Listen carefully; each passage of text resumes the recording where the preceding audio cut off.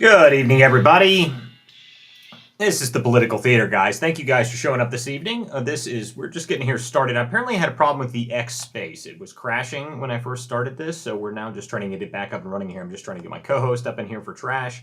But while we're doing that, make sure you guys share this space out. This is the Political Theater. Thank you guys for showing up. If you guys are listening to us on Apple, Spotify, YouTube, Rumble, wherever you guys may be listening to us, thank you guys for being here. I'm trying to get the co-host back in here just now, but we'll be rolling here in just a second. So thank you guys. Hold on a minute here. There's no sound, and I'm in it listener. So let me see if I can figure out what's going on here. Looks like we're having issues here. Let's see here.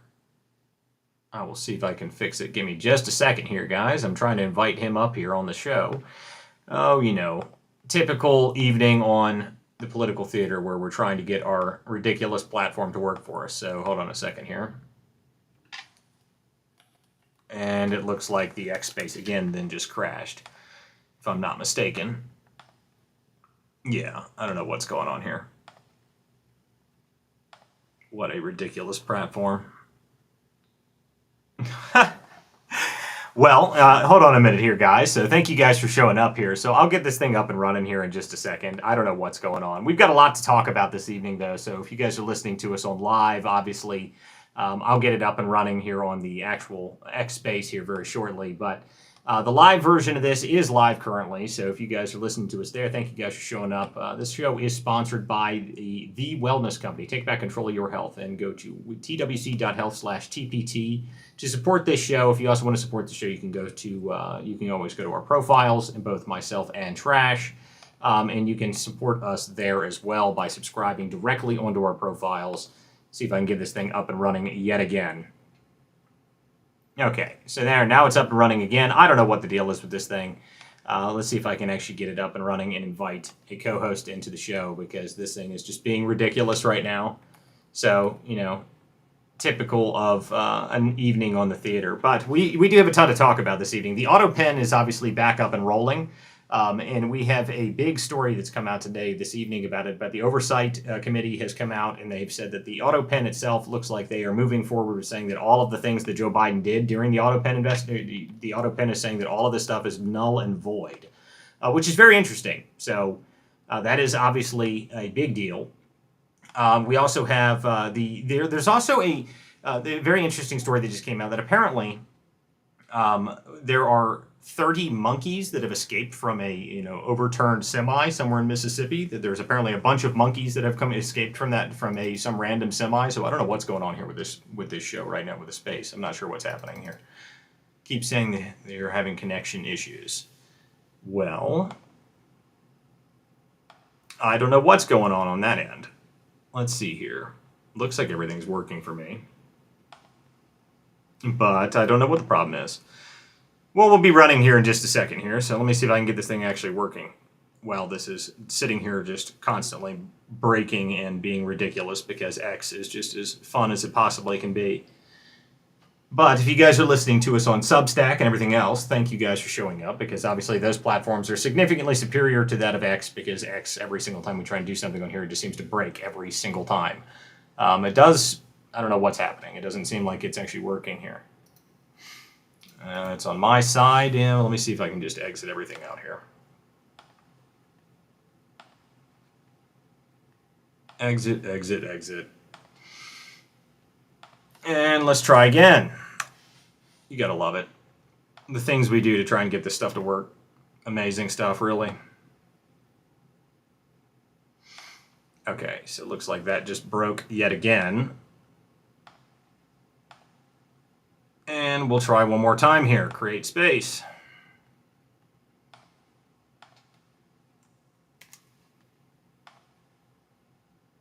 And we're trying yet one more time here to see if we can get this thing up and running. So there we go. The show is up and running on X now. Yeah, I know you guys can see me here. Like, if you guys listening on the lives, those don't have any problems. It's just we're trying to get the X space running, because that's where we do our part of our broadcast runs through this. So the space is having connection issues. Yeah, I know. A bunch of people tell me that this is coming in fine. If you guys are listening in the live, you can hear me just fine. That's not an issue. But we broadcast in multiple different places. So we also broadcast on the X space, which is where we have our call in for the show. So we are the co-host sits in X spaces. It looks like people are giving the thumbs up in the actual space now. So it looks like the new space might be actually working properly. So if you were trying to listen on that, you can listen there. But we'll get everybody else back in the show. Looks like things are working properly this time. So we are working, slowly getting back to where we were just a second ago. Get the co-host in here, and then we will be good to go. But yeah, sorry guys for the delay. Just typical of X being X. So, it's just another fun day on the X platform. I've already got, hold on, Trash.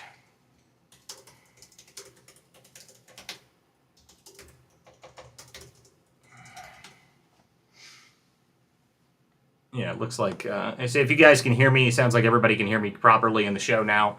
If you're on the X-Space platform, sorry guys for the delay. We are going to be running here in just a second. Looks like we were just having some technical difficulties when we first started opening here, which is not abnormal because, whatever. This is just X for you. So there we go. So it looks like Trash is back, and we'll invite him to co-host, and there we go.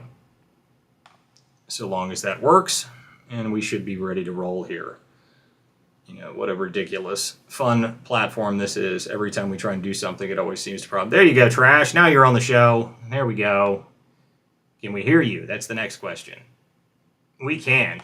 We can hear you. What a ridiculous, just for whatever reason, it like intentionally crashed the space like 3 times in a row when I was doing it. And then people are saying they couldn't hear anything and it wasn't working, but we're here. So thank you guys for showing up. Yes, by the way, but the biggest story I wanted to make sure everyone was aware of is that there are apparently escaped monkeys that have COVID, hepatitis C. Apparently there's a whole load of monkeys that escaped from an overturned semi, but they got them all except one. There's one out there, and we don't know what disease that monkey has. So if you see that monkey, make sure you inform your local police department in Mississippi of some diseased monkey that has escaped from a lab of some kind. So that was very entertaining. That was earlier today, but we have a lot more interesting stuff obviously happening with the AutoPen investigation.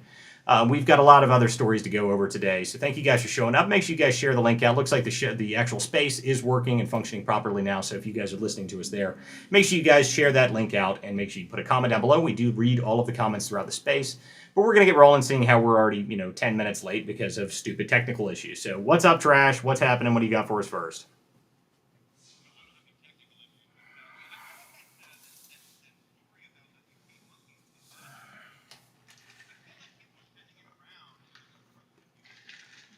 Well, see, I remember a story, but apparently this is a new set of monkeys that has escaped. So this is a recurring theme. Apparently, every few months we have a whole bunch of diseased monkeys that escape. These ones were the story was hysterical because they said they were destroyed. They destroyed the escaped monkeys, except one. One escaped. It's just very funny. I mean, every time I hear about it, it's like, what the hell? Yes, yes. So yeah, whatever. But so now that the actual show is actually up and running, we have a ton to talk about. We have a ton to talk about because the AutoPen investigation today. Obviously, we have been all over the AutoPen story for the entire time.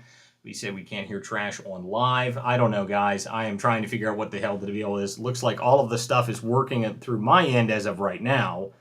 So if you guys can't hear him yet, let me know and I will see if I can fix that. Let me see if there's that might be an audio issue here. Yeah, that's my problem. So that you should probably come through. Now you'll be able to hear him there because whatever, there we go. Okay, so now you should be able to hear by everybody, Trash. You got to love how it's so obnoxious. 1 2 1 2 1 2. Yeah, I think they can hear you now. It was something on my end again. When everything crashes and burns, then we have to reset everything, and then I have to click all the hundreds of buttons that you have to do because I have the most absurd setup in the world, so we can have our platform for everybody else. So now everyone should be able to hear everybody. So anyway, but the AutoPen story, we need to talk about this. There's all sorts of meltdowns about this that have happened today. It's obviously, it sounds like they're saying it's worse than we thought. I don't know how it can be worse. I'm not really sure it's possible to be worse. I mean, how is it possible that it can be actually worse than, a guy that was dead running the office? I mean, how does that get worse? But I mean, we'll talk about it anyway. Yeah, it is worse in my opinion. So when we get into this and break it down, it's absolutely worse. And the Mike Donnellan interview is interesting. I put it out earlier. That's a good video. It's about 8 minutes long though from the committee, but I wanted to see Neera Tanden. I saw her. I'm like, there you are, Mike Donnellan. Also, as well, there's some more questions about this, especially when it comes to pardons and Fauci and with Jeff Zients. So there is a lot to actually unpack, and it wouldn't surprise me that there's meltdowns everywhere because it's actually really damaging stuff.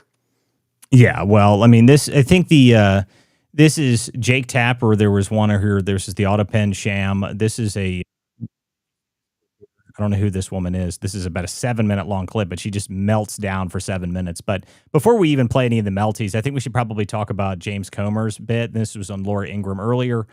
This is probably the first place we should start with this because this is talking about how it actually is worse. There's no notes, no orders, nothing, just the staffers running the country with an AutoPen, which is what we said. Okay, we've said this for a while now. That essentially it was just basically running everything, and they just did whatever they wanted. And they ran the country, and no one knew who these people were. I mean, it was quite literally they referred to them in Jake Tapper's book as the Politburo. Well, I mean, but they really were just acting as president. I mean, they just assumed the powers of the presidency with no oversight whatsoever, and no one even knew who these people were. But we'll talk. We'll just play this clip real quick, and then we'll get right into it. I mean, to the regular person watching this out there in TV land, this stinks to high heaven. So we need your gut check. You've seen all the documents. Is there any evidence indicating that Biden himself was involved in approving these pardons? Real hard evidence? There really isn't, and it's astonishing when you're talking about thousands of pardons and dozens of executive orders. Basically, any legal document, especially during the last 3 months of the Biden administration, that's what we focused on. And every person who we deposed had a different story on what the proper process was that they followed in using the auto pen to sign a legal document. Their stories were inconsistent, and then when you throw in the emails from the Merrick Garland Department of Justice expressing concern to these very staffers about the excessive use of the auto pen and asking point-blank questions, what was their process, then the entire story's changed. So the inconsistencies are abound, but one thing that is consistent, Laura, is the fact that no one saw Joe Biden, no one who authorized the auto pen or even gave the authorization to use the auto pen, no one who authorized the auto pen or actually physically manually pressed the power button on the auto pen ever heard directly from Joe Biden. And furthermore, there are no notes. There's no chain of custody that would show that Joe Biden was involved in any meetings where they discussed the pardon process. I mean, this is appalling, and everyone in America saw during the debate and during the last few months of the Biden administration, this was a president in decline. The staffers confirmed that they would go weeks, months, and even years without communicating with Joe Biden. This is a massive cover-up, and what we determined was every pardon should be declared null and void. There you go. So there's the beginning of it, right?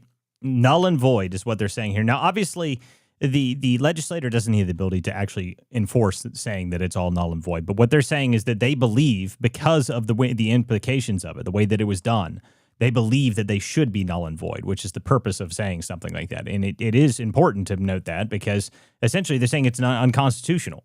There was no oversight. There was no direct line to the Joe Biden. And we know this, okay? Like, we know this. We know that Joe Biden, when we did the math months ago when we were talking about this, we actually did the math, and I think we figured out that Joe Biden was gone every 14 days for a week at a minimum during his presidency, and he was on his beach in Delaware, in which we actually had a couple of doctors on the show. We were talking about whether or not that would line up right around with radiation treatment for his cancer. We figured out that was probably likely, that the cancer treatments were actually lining up with the amount of time that he was spending out of the office. So the point being is that Joe Biden was not aware of this stuff. And for pardons and anything that's done with the auto pen, there has to be a direct line for the president to be part of it, for them to have any true effect by it. So what level does that actually take that to? I don't know. I mean, we're in completely uncharted territory. That's the reality of it. We don't know how this is going to work out, because, Joe Biden was dead. We know that. Everybody else knows that. And now people are starting to figure out, well, I mean, it's, if he didn't have any knowledge of this stuff, then, he had no ability to be president, really. So what exactly does that mean for executive orders? What does that mean for legislation he signed? I think it's a huge problem. Obviously, we've been talking about this for months on end now. So I'm curious where we go next with this, because, if they're saying that they think it's all null and void, I don't know how they move forward with it. I mean, what does the DOJ have to investigate? I have no idea. Yeah, so I believe it's referred to DOJ, I believe. Right. And then also, I sent you a clip here because this is actually directly related here.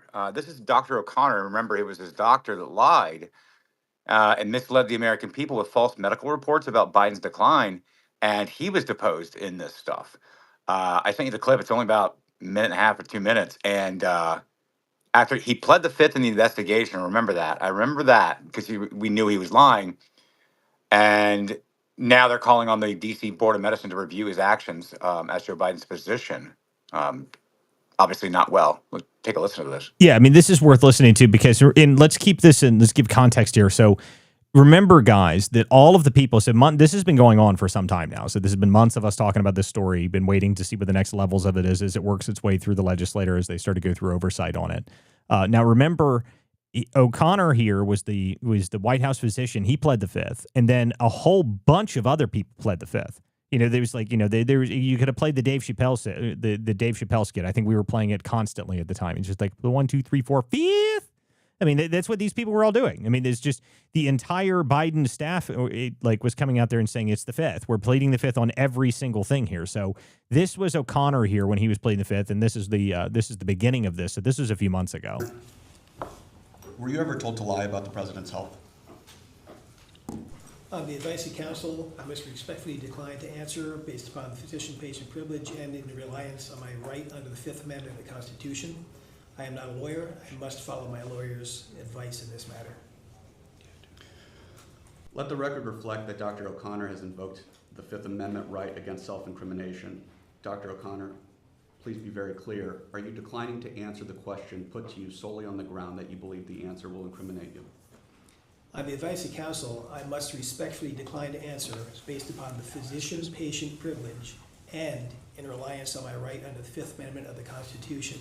I am not a lawyer, and I must rely on my lawyer's advice in this matter.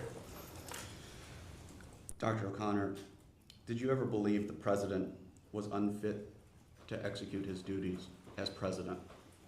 On the advice of counsel, I must respectfully decline to answer based on the physician-patient privilege and in reliance on my right under the Fifth Amendment of the Constitution. I'm not a lawyer, and I must follow my lawyer's advice in this matter. Let the record reflect that Dr. O'Connor has invoked the Fifth Amendment right against self-incrimination. Dr. O'Connor, please be very clear. Are you declining to answer the question put to you solely on the ground that you believe the answer will incriminate you? On the advice of counsel, I must respectfully decline to answer based upon the physician-patient privilege and in reliance on my right under the Fifth Amendment of the Constitution. I am not a lawyer. I must follow my lawyer's advice in this matter. So you guys get the point. He did this for every question, and he's not the only one who did this, okay? Like, he's not the only one who did this. It was multiple different staffers all did the same thing. They all came through and did the exact same thing. They said that they're going to plead the fifth, which is the right against self-incrimination, which is very interesting that they chose that because that means that they believe that what they said actually could incriminate them. Further, though, it is actually kind of a problem for them because now what they can do is they can say, okay, you're now immune from prosecution. Now you have to testify and you don't have right to your Fifth Amendment anymore, which is the next phase of this. And the deal is that since so many people did, you have to wonder how many of them are going to flip now. And I think that's where we're headed to now. Yeah, and I would like to point out for people, he has a Robert Hur investigation problem. And this is why they all melted down around it, was because this doctor pleading the fifth, he has a problem now because, we know that you're guilty and you don't want to purge yourself or further put yourself in criminal harm's way. Yet we also know that the special investigation into the ghostwriter by Robert Hur and Biden's passing over classified documents to this ghostwriter. And even Robert Hur tried to basically, bury the case essentially. And he was grilled in front of Congress. You guys remember this? And he gave somewhat good answers. And he was essentially saying, like, he was a doting old man. He was forgetful. He had problems remembering, when his son Bo died. And he really had problems remembering a lot of things. I don't know if we're going to bring criminal charges because he's just kind of a doting old man. Let him go off in the sunset. Okay, well, hold on. You're saying that at the same time these depositions started to kick up or just thereafter. And now you've got the doctor pleading a fifth here. His fifth is not going to go so well for him because there is documented proof of this. And this was part of the investigation. This is why they hate Robert Hur, even though he was kind of on their side on this. That's right. I mean, they hate Robert Hur just in general because he was the one that released. For those who don't remember, the Hur report was what essentially said that Joe Biden couldn't be prosecuted because he was senile. That's the report that he's referring to there. So that's the beginning of the end for Joe Biden, I would say. But obviously he was already dead. So, jeez, yeah, that's right. And so it's going to be interesting to see where this goes. I thought that there was far more damning testimony, including I've lost his name, but Mike, what he was talking about with his bonuses and everything else. I mean, $8 million. So we'll get into all that as well. But man, oh man, this is pretty crucial. And then, of course, my favorite, Neera Tanden, that's right. who I have my sights on. She's part of these depositions as well. I think Neera Tanden was the one that actually did testify, didn't she? Didn't she start to flip? She was one of them actually did start talking. I don't remember which one it was. It might have been Neera Tanden, though. I think it was her. Talking. Yeah, I think it was Neera Tanden. There was a few that talked, yeah. So let's Let me see if I can. Do you have? So there's the full 8-minute release by the committee, and we can chop this up and break it down. But I think it's worth for Providence, for the space, that we do play it, um, because it's really damning, and it has a lot of the stuff that where people actually talked. And so Mike Donnellan is the $8 million, $4 million, get him elected, and then reelection $4 million. So $8 million, and just for people to be clear, even like for consultants or like campaign managers, that's a lot of money. I mean, that's a lot. That's a lot of money. And the thing is that it's clear how much he was involved as like the top guy, how much he was involved in the day-to-day stuff and the cover-up, because he had a financial incentive to do so, to take him as far as he could and maybe even get him reelected. I mean, it was $4 million extra dollars. I sent you that. That's from Alex Thompson. I find it interesting that Alex Thompson is putting it out, because you guys remember the Jake Tapper book with Alex Thompson from Axios, and they were the ones that basically talked about the Politburo that you brought up earlier, Walt. This guy was part of the Politburo. Matter of fact, all these people were. So I did send you that clip as well from Alex Thompson of Mike Donnellan. We don't have to go through the 8-minute clip, or we can, because all the goodies are in there. So we can kind of. Yeah, I've got the 8-minute clip pulled up. I think the better way to go about this would probably be, I say we probably cut through. We'll stop it at certain points on the 8-minute clip, because it's 8 minutes 55 That's what I mean. seconds. So yeah, I think we should cut it up, and we'll just we'll go step by step through it. Yeah, that's what I mean. Yeah, absolutely. I agree. All right, so let's go ahead and start with a little bit of this here. I think Ron Klain is up first. Was the number one issue? Before you start. Yep. Ron Klain, obviously former chief of staff, left before the end of the presidency. And I still believe in my heart of hearts that Ron Klain has either had tried to cut a deal, has tried to cut a deal, or has cut a deal. So we'll see. But Ron Klain was dead center, epicenter of a lot of this. Yep. To in the campaign, the president's fitness or his age? Did you ever see President Biden in a wheelchair? I do not recall ever seeing President Biden in a wheelchair. And new information now on the people in his inner circle and how the cover-up actually operated. Senior aides that worked here until just a couple months ago, the beginning of this year, manipulating an ailing president for their own gain. How much were you paid for your role in the campaign in 2024?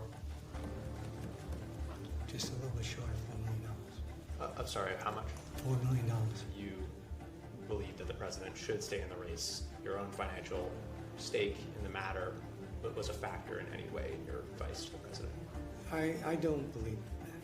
And when it comes to President Biden's decline, the official word from Biden world about all these news stories is that nothing has been revealed this week that shows that President Biden was anything but an effective president. Yes, I noticed that he was aging in terms of his physical condition. I noticed that, he shuffled more. But he has more stumbling over words and gaffes than he did at the beginning of the term. His rhetorical skills were not as strong as they had been, and his speeches were less effective, I thought. We talked about age. We knew it was an issue, and we tried to design a strategy. We had a discussion at the senior advisor level about whether the president should have a cognitive exam. Flashback now to the legacy media's. So what you're going through here, I think we should give it a break here for a second so we can talk about a little bit of this, because obviously what they're going through here is all the people claiming that, Joe Biden was in perfect condition, sharp as a tack. He was reciting poetry while riding a unicycle backwards through the White House. That's what the official line was. But all of these people essentially said, yeah, well, we know that he wasn't doing well. And, of course, we had Mike Connell in there that say he had a $4 million stake in the campaign, and there was no financial aspect to it, though. Like, sure, dude. Like, yeah, everyone buys that. $4 million for your role in the campaign. Something tells me that that's not accurate. No, what he's saying is, yes, I had a $4 million incentive to screw over the American people, lie, hide, and obfuscate as much as we can, and get him across the finish line, and I would be paid $4 million instead of, I don't know, taking an oath. And granted, like, people are going to be like, oh, you're so altruistic, Aaron, like, get off yourself. We all know how politics go. That's fine. We know how it goes. It does not mean that I can't point out to you, hey, here's proof of how it goes, and here's how much they sold you out, the American people, to get a doting pudding brain across the finish line for their $4 million.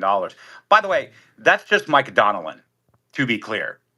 Yeah. Right. I mean, they're still trying to pay back their debts to with DNC. DNC just had to pay more money again just recently. She spent $1 billion. Kamala Harris did, and got nothing for it, obviously. But in the Biden camp, $8 million. I don't care, man. That's a lot of money. That is a lot of money. And I mean, 4 million and 4 million. And you saw how he's going to answer. I sent you the clip from Alex Thompson. And it's hard to do on this space because it drags out so much, because Mike Donlin did not want to answer the question, but he was under oath and he had to. And so he's like dragging his feet and he's saying the most ridiculous things. And thank goodness for these people doing depositions that actually ask the right questions, drill down, double down, and do not let them escape. I thought it was really great. I don't know if they're attorneys. I don't know if they're, special interviewees or interviewers or whatever it may be, whomever they are from the Hill or from the staffers and the committees. They did a stellar job. But I just want to be clear about something. Like, it is on record and on tape that people in Joe Biden's inner circle had a financial interest. And I guarantee you, Walt, as we know, we're probably going to find out more about that auto pen and some fees attached to it as well. So there was all kinds of financial incentives. Nobody was telling the American public the truth. They were lying to you to your face. And then, by the way, saying, oh, vote for me because I'm the president of you. No, that's not what any of this is. And so, to be clear about something, I don't want torches and pitchforks, but I want digital metaphorical torches and pitchforks. And I want it from the Democrats too, by the way. And if any of them that don't do that, don't actually rise up, then I will never take any of them seriously ever again, and you won't ever expect me to. I won't even bother debating you because you're a liar and you're a cult member, and you are selling out this country for a political favor because you just vote blue no matter who. Absolutely despicable. Yeah, well, and this is the point, really, that these people all knew what was going on, and they were obviously using the office of the presidency for their own benefit. That's the point, really. And that's what everyone is. We've been saying this for a while on this show, at least, and I know lots of other people have been discussing this. But we went through. For those who don't know, if you go to WCDispatch.com, I actually went through all 8,000 pardons that Joe Biden did in his last 2 months of office. And the people that were in there didn't make any sense. Okay. Like, you've got all these different weird people in there. You've got all these people that are, they're nonviolent offenders. Then you've got a $1 billion Ponzi scheme guy. Like, why is he in there? There's the cash for kids judge was in there. Well, why was that person in there? I mean, some of these people they were pardoning didn't make any sense. So our theory was that these people that were running the auto pen were selling pardons. And I think that's going to play out. I'm still holding the binder open on that one. I think we're going to be proven right on that one. Let's play a little bit more of this 8 minutes here. Go ahead. Yeah, and I agree. I think we will get vindication on that and goes in the binder. And after we're finished with this clip, I did just send you a clip because I did not see this. This is new. As of 2 hours ago, James Comer was on with Jake Tapper talking about the doctor specifically. So he'll probably bring some additional insight into that. But I want to kind of go through this and cut this up because this is a really actually well done. Yeah, it's a good piece by the GOP oversight. So we'll play another couple minutes of it and then we'll break some more of it down. Complete denial of the president's cognitive decline. Start your tape right now because I'm about to tell you the truth. And F you if you can't handle the truth. This our favorite clip there, by the way, which we have played on the show. So several times my Biden is the best Biden ever. His mental acuity is great. It's fine. It's as good as it's been over the years. He is sharp. He is on top of things. Do you regret saying that President Biden had a mental acuity? He had a sharpness to him. I said what I believe to be true. And you think he was as sharp as you? I said... So for those who are just listening, this clip is actually very important, and we pointed this out when we saw it. This clip right here of Elizabeth Warren, when she's asked directly, she said, do you believe he's as sharp as you? The reason you heard a slight hesitation, if you're just listening to this on the recording, the reason you heard a slight hesitation, this clip is fantastic, because she slips. You see the mask slip off of her face. If you guys were just watching it just for a second here, I'll replay just that 1 second there.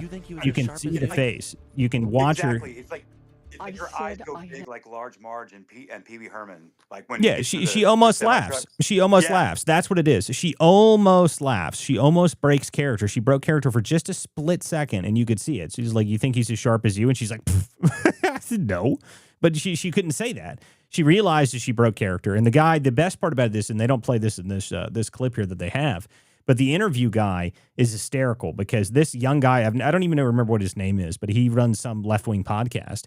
And the clip is great because he just does like this whole like look at the camera thing, like, and she's just like, "Oh yeah, yeah," and she almost breaks character. It's very funny. Yeah, and he's like so soft spoken. Oh yeah, But like I thought he did a good job on the interview. Like he's clearly a Democrat, but like I also know that like he's soft spoken and probably unassuming, and he does actually understand how to get gotchas, and that's kind of what you're seeing here, which I'll give him credit for. yeah, You know? absolutely. I mean, he definitely he got it there. So we're turning the volume up on the clip. Yes, I can do that for you. So there's all of these clips as you go through this here.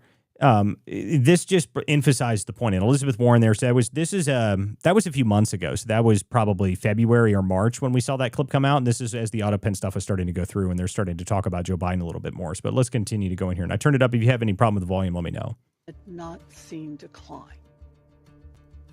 And I hadn't. He is just fine. How people interpret that is up to them.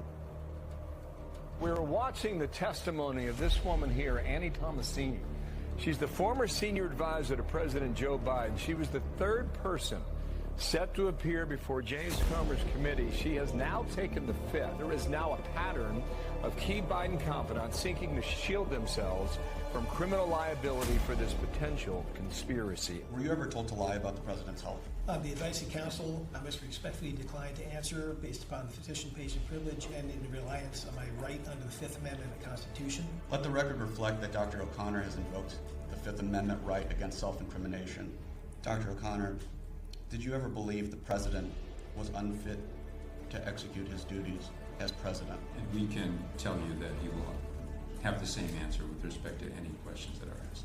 Did any unelected official or family member of President Joe Biden execute the duties of the presidency? Did Joe Biden, a member of his family, or anyone at the White House ever instruct you to lie regarding his health? On the advice of counsel, I respectfully decline to answer the question pursuant to my Fifth Amendment rights under the Constitution. And if that wasn't shocking enough, Jake Tapper claims Hunter Biden was basically acting like the chief of staff. Hunter was driving the decision making for the family. He was almost like a chief of staff. Did you notice an uptick ever when Hunter Biden was around? Yes. Towards the end, I think he was living with the president. They were lying not just to the public, they were lying to other Democrats. Have you ruled out a pardon for your son? Yes. Were you in favor of Hunter Biden getting a pardon? Yes. Did you ever ask Joe Biden if the allegations regarding his son were true? No. Ian say. So let's talk about this part here for a minute here because this is important. For those who aren't aware, Hunter Biden, crackhead extraordinaire, hooker banging, laptop aficionado, Burisma board member, world-renowned business oil and executive. This guy was, everybody knows that Hunter Biden was just a complete and total deranged lunatic that was caught on camera in hundreds of different positions with crack cocaine and a number of other things. And this guy, as they say, multiple of these people here say essentially that he was acting as the chief of staff for the White House. And we actually know this. Okay. So there's multiple incidents of Hunter Biden being at the White House, acting and sitting in on, highly classified meetings with Joe Biden. There's lots of contemporaries reporting about that, even though he wouldn't have been, legally able to do any of that. He would have never passed a security check for a security clearance ever. But they didn't care about any of that. Hunter Biden was running that White House, which is also part of the reason, you hear Jake Tapper talks about it pretty extensively in his book where he talks about how Hunter Biden wanted to fight back against the people fighting against his father and whatnot. And that's why you started seeing a lot of the erratic actions of the Biden presidency towards the end of it there, because Hunter Biden was the one that was in charge. And Hunter is just known for brilliant, well thought out, well planned laptops. I'm sorry, executive actions or, whatever it is that he thought he was doing. But, Hunter Biden is not exactly the most reliable individual. Most of the stuff that he was ever involved in, he left all of his classified material with all of his crimes on it at a random laptop repair shop. Where I love the interview of the owner of the repair shop, where he's like, yeah, he was super high when he left that here. Like he was completely zonked when he left that here. So this is the guy that was running our White House for months on end, if not probably the majority of the presidency. Jill Biden and Hunter Biden were running the White House. So that's just some context here. That's why they're talking about him here. That's right. And Dr. Jill, by the way, I want to make a correction for the record. My apologies, Dr. Jill, PhD surgeon extraordinaire, or that's right. Is that an honorary degree? I don't know. Maybe it's one of those things. Well, that's right. The greatest doctor to ever live, Dr. Jill Biden. She is well written. I love, so we got Paper 69 here said Hunter was the smartest guy the auto pen ever knew. That's right. That's true. That's true story. That's fact. True story. Well documented. The smartest man the auto pen ever knew was indeed Hunter Biden. So, but that's why they're talking about this in this section here. So we'll keep going here. Who was the White House spokesperson, interacted with him 2 times. 2 times. Well, I think it's really important to take the soundbite and understand the context. How often would you say that you interacted with the president in person? I interacted with him pretty infrequently. I think I met with the president a handful of times during my tenure in the White House. I gotta say, that doesn't look anything like the president that I know. When I deal with him, he's sharp, he's asking tough questions. That's the President Biden that so many of us experience every single day. You don't think it's missing some context? I don't. So it raises serious concerns and serious questions about who was calling shots in the White House. If the White House spokesperson is being shielded from the President of the United States, who was operating the Oval Office? Age wasn't an issue for you or for President Biden? It was not a concern. Do you think President Biden was fully in command that night during the debate? I do believe that he was fully in command that night during the debate. I knew it was very difficult to get past some of the visual things that were causing people concern about the president's budget. The voters' concerns about President Biden were wrong? Yes. He often would confuse names. Do you think it got worse as you knew him? Yes. Are you sure you're being honest with yourself when you say you have the mental and physical capacity to serve another 4 years? Yes, I am. I did not have the experience that it took him longer to answer a simple question. He could stumble. He also stumbled some physically. What is a cheap fake? It was something that we did not coin. It was something that the media coined. Did you? I love that. Yeah, I do. Well, I just want to stop it there. The cheap fake thing. The cheap fake thing was entirely a Biden creation. So, just want to keep that very key there. 100% Karen Jean Pierre here, world's worst White House press secretary, is indeed the woman that came up with the idea of the cheap fake, claiming that all of the videos of Biden where he was clearly and obviously unable to answer or do anything, those were all cheap fakes, according to them. No, they weren't cheap fakes. They were just, the human Roomba that was our president was stumbling around on stage. The idea that these people didn't know what was going on is all just lies, and they're continuing to lie about it. And this is why they all plead the fifth when they get into these oversight hearings. They don't want to answer the questions because they know that they can't answer them properly. They know what they did. They know that they lied. Then they're just trying to see if they can get away with it, and it's not going to work out for them.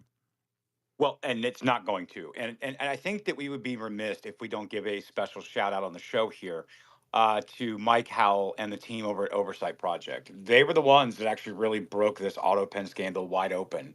And then thus, after FOIAs and everything that they had collected, got it over to, the House committee. And they're the ones that are now, obviously had more power than simply Oversight Project FOIAing documents and getting information. And I firmly believe that not necessarily firmly, but I'm tempted to believe that Jake Tapper and Alex Thompson wouldn't have been so forthcoming, but they saw an opportunity given the magnitude of the stuff that was actually provided, the material that was actually provided due to that investigation. And so I think that we need to do that because I'm seeing a lot of people taking a lot of credit for a lot of stuff or misdirecting credit. And I was there when this all happened, not there, but I was here, but I was present when this was all going on. Matter of fact, I had spaces with the guys when they got their material back and they shared the tranches. Well, and I think that is worth bringing up because the left-wing narrative, for the mainstream left-wing narrative, you have to understand what's going on here.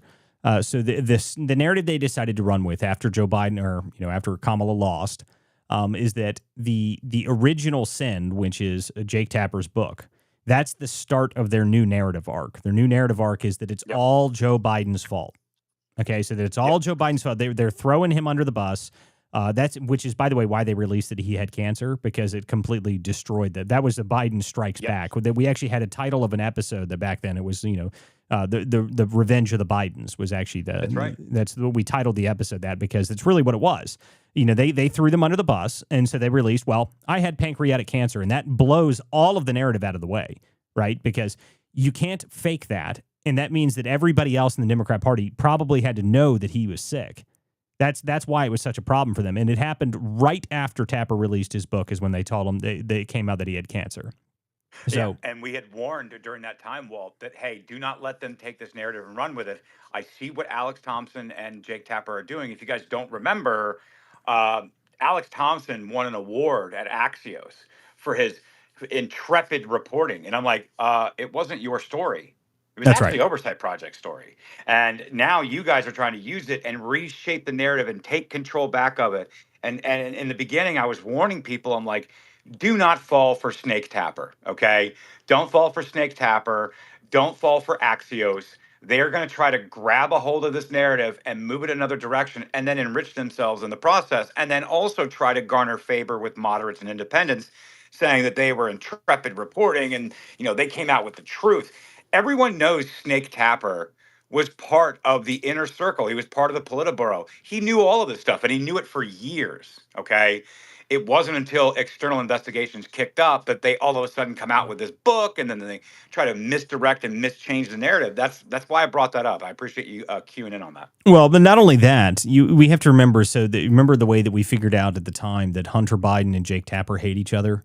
Remember we figured that out. Yeah. So there was a very interesting story we found out that apparently Jake Tapper was such a scumbag that he called Hunter Biden within minutes of Beau Biden dying and was asking him if he could get the exclusive on his death, which was what a wonderful person Jake Tapper is. But the biggest thing about Jake Tapper's story here was that when this book came out, he went on Megyn Kelly to promote it, and Megyn Kelly eviscerated him within 3 minutes. It was glorious. I mean, she just completely destroyed him, because the reality is that nothing in his book was something that we didn't know. Like, I mean, there was like some weird stories about stuff like things that only someone like Jake Tapper could get from Democrat insiders that were very upset about Joe Biden. Like, there's those kind of things, but the meat of the story, there was nothing in there that was unique enough that we didn't already know about it.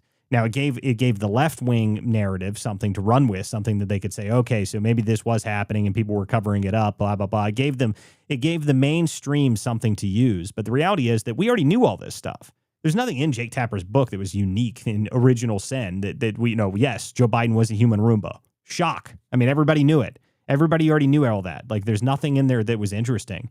But for the left, the way that they're framing this up was the intention was to throw Joe Biden under the bus, make sure that they did that. And then you can see the continuation of their narrative arc. Their narrative arc then was original sin, and then Kamala releases her new book, which was the 117 Days. Now, Karen Jean Pierre here has released her own book, which is, I don't. Did you see Matt Taibbi's comment on this? He said it's the most incoherent book that's ever been written. Which I love that for her. I love that for her. I do love that for her. I mean, it just fits her personality. And listen, I keep telling people that I think she should have stayed with the mop dog look. This new hairdo thing is not working out for her. I think the mop dog look looked better. I think that's really one of the things it's dinging her credibility. She should have just stuck with the poodle look. It looked better. And speaking of, I don't want to have a whole space on KJP. I don't really care personally or individually prioritizing Black queer females. I will say this. I would highly recommend everybody go watch the interview. I played a clip on it the other night last night in the space, but you got to watch the full interview with the New Yorker. Her political career is over. It's over. It's done.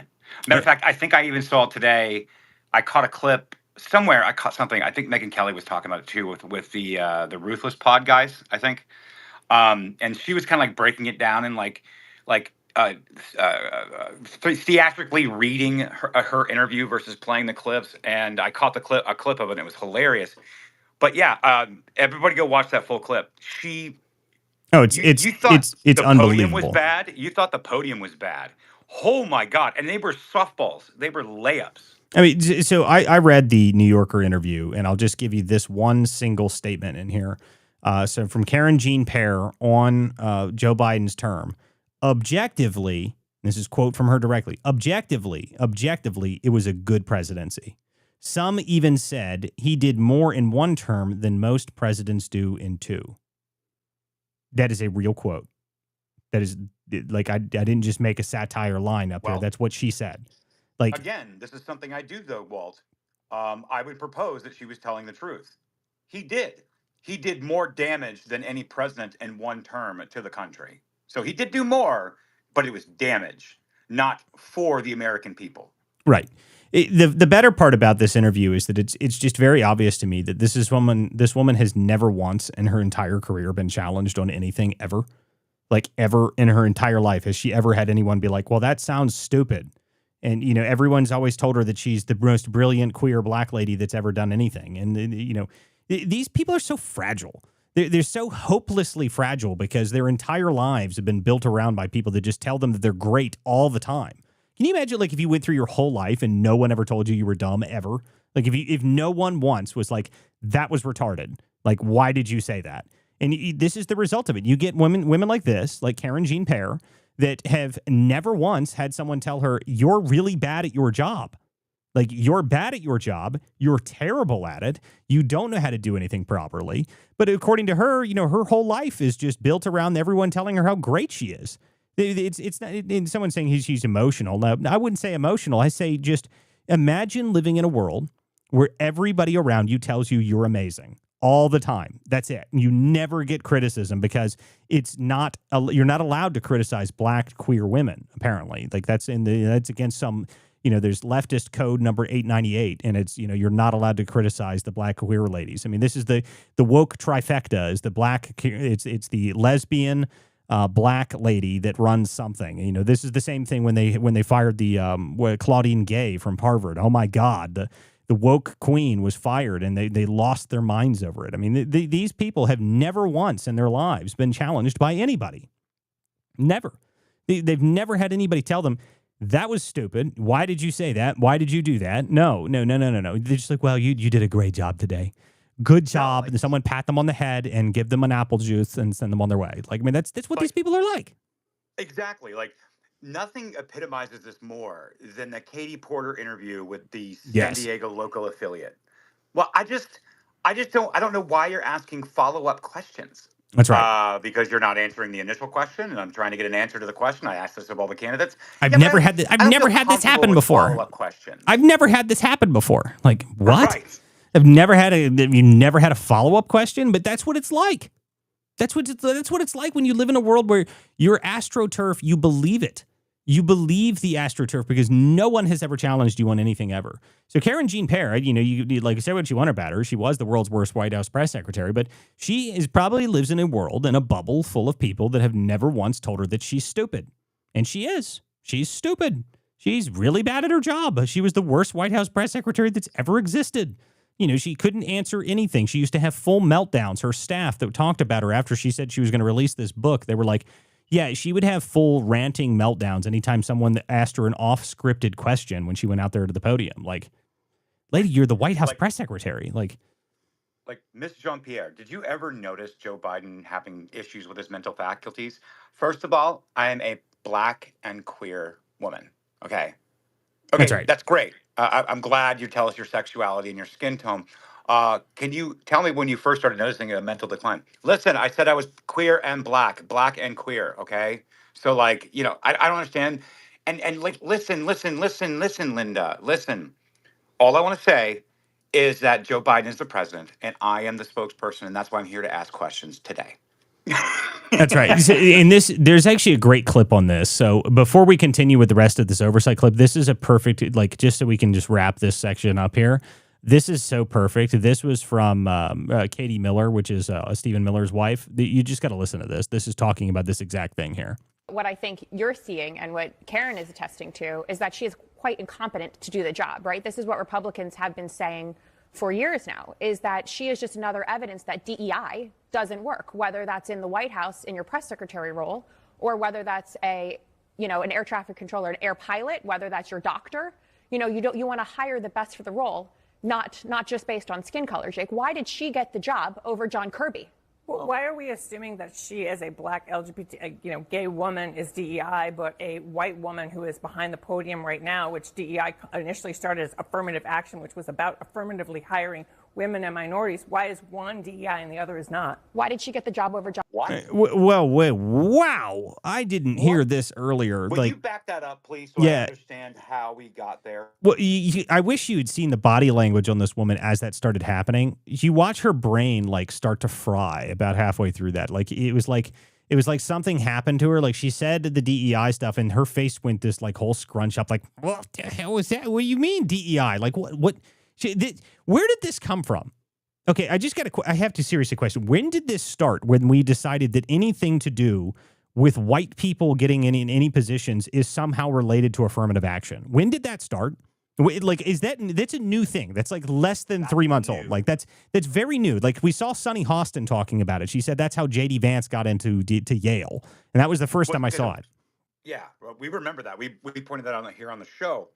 And then also Sunny Hostin talking about how she had to go down and living in a white neighborhood and everyone's racist and she has to go down and claim her son. Bizarre shit. But I really want to hear this again. Yeah, we got to play that again because we haven't even got through all the rest of it here. So let's play this again. Not just based on skin color, Jake. Why did she get the job over John Kirby? Well, why are we assuming that she, as a black LGBT, gay woman, is DEI, but a white woman who is behind the podium right now, which DEI initially started as affirmative action, which was about affirmatively hiring women and minorities? Why is one DEI and the other is not? Why did she get the job over John Kirby? Because as everyone has said this week, she is woefully incompetent.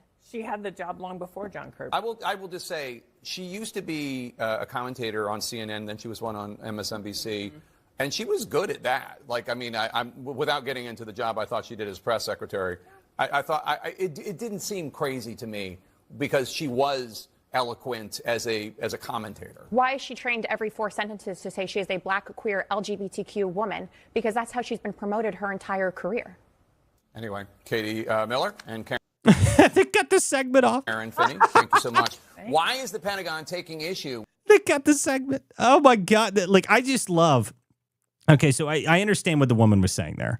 So what that woman was saying was she was trying to say that somehow the White House press secretary role, because it was DEI and affirmative action was supposed to include women, that Caroline Leavitt is included within that because she's a woman somehow. How many male press secretaries have there been in the past 10 years, 20 years? None? Well, Sean Spicer. Oh, yeah, Sean Spicer. I forgot about Sean Spicer. Other than that, that's it, right? Who is George Bush's press secretary? Lord, I don't even remember. I don't either, dude. Were any of them men? I don't remember any male. I remember Sean Spicer's the only male press secretary that I can think of. And John Kirby, they were acting like John. Well, she was there before John Kirby. Yeah, but not really. I mean, John Kirby's been around, especially with DOD and Department of Defense stuff, for a very long time. Everyone knows who John Kirby is. So, when he has to step in and fill in because KJP has taken 3 L's 3 days in a row, and he's got to show up and actually give, the briefings because KJP is probably hitting her staff or, getting into the bottle or, sharing Xanax with Kamala Harris. Who knows what she was up to? This is all allegedly. I'm simply just making a joke here. Dana Perino from Fox was one, apparently. So that's another one. Who? Dana Perino? Dan's Perino. That's a woman. It wasn't? Hold on a minute here. Yeah. Yeah, it's Dana Perino. Oh, no, wait. They're answering who George Bush's press secretary is. Well, that's what they're answering. Okay, yeah, sorry. Yeah, that makes sense. I was like, wait, what are we talking about here? Okay, yeah. But listen, so the point being is that was the strangest clip ever to watch this woman. She had a full brain, her brain just stopped working. It just completely stopped functioning. She was like, but what do you mean? She's a queer LGBT woman. How does that compare to Caroline Leavitt? Because Caroline Leavitt's good at her job. Clearly. Yeah. Here's how you can tell, okay? Name one single zinger that KJP ever had ever. Anybody? Bueller? No. I'm talking to the crickets right now. They're not answering. Yeah, I mean, no, there isn't one. I mean, she never said anything. No one has any, like, her press secretary pools were so boring that no one even watched them. I mean, like, I stopped watching them because they only took questions from the front row, which was only New York Times, ABC, CNN, and they'd let Ducey get in there every now and then just to act as if they were being fair. But remember, everybody else that worked in the back never got to ask questions. Nobody. Like, none of the rest of the press got to ask questions, plus the fact that they canceled the press passes for like 400 plus journalists to work in the White House. So, you know, of all the people that are screaming about Trump's, you know, removed the AP or something, like, it's the most absurd thing in the world. It's the most absurd thing in the world. I mean, they don't care at all. None of that stuff matters to them. But I love, who is this woman here on this show? I need to figure out who this is, because watching her brain fry itself as she had to answer about the DEI aspect of Karen Jean-Pierre, as if Karen Jean-Pierre was not 100% hired on DEI. But I love Katie Miller's response that she was trained to say that she's a black queer woman every 4 sentences, just so people are aware who that is, because that's how she gets promoted. Like, yes, actually, that's exactly right. That is 100% accurate. So I love that. That was very funny, and I love they cut it off right after that. Like, I watching Tapper's brain and everybody else in that entire panel there, that was great. I enjoyed that thoroughly. Yeah, whoever that woman is, I haven't seen the clip yet. I think I know the clip you're talking about because I have it in my bookmarks, but I haven't watched it. Reminds me of that Miss Teen South Carolina when she's asked questions about getting kids educated, and she starts bringing up, you know, maps. Kids don't have maps, and like fumbling through it. If you guys don't know what I'm talking about, it's like 2007, Miss Teen South Carolina with AC Slater, Mario Lopez.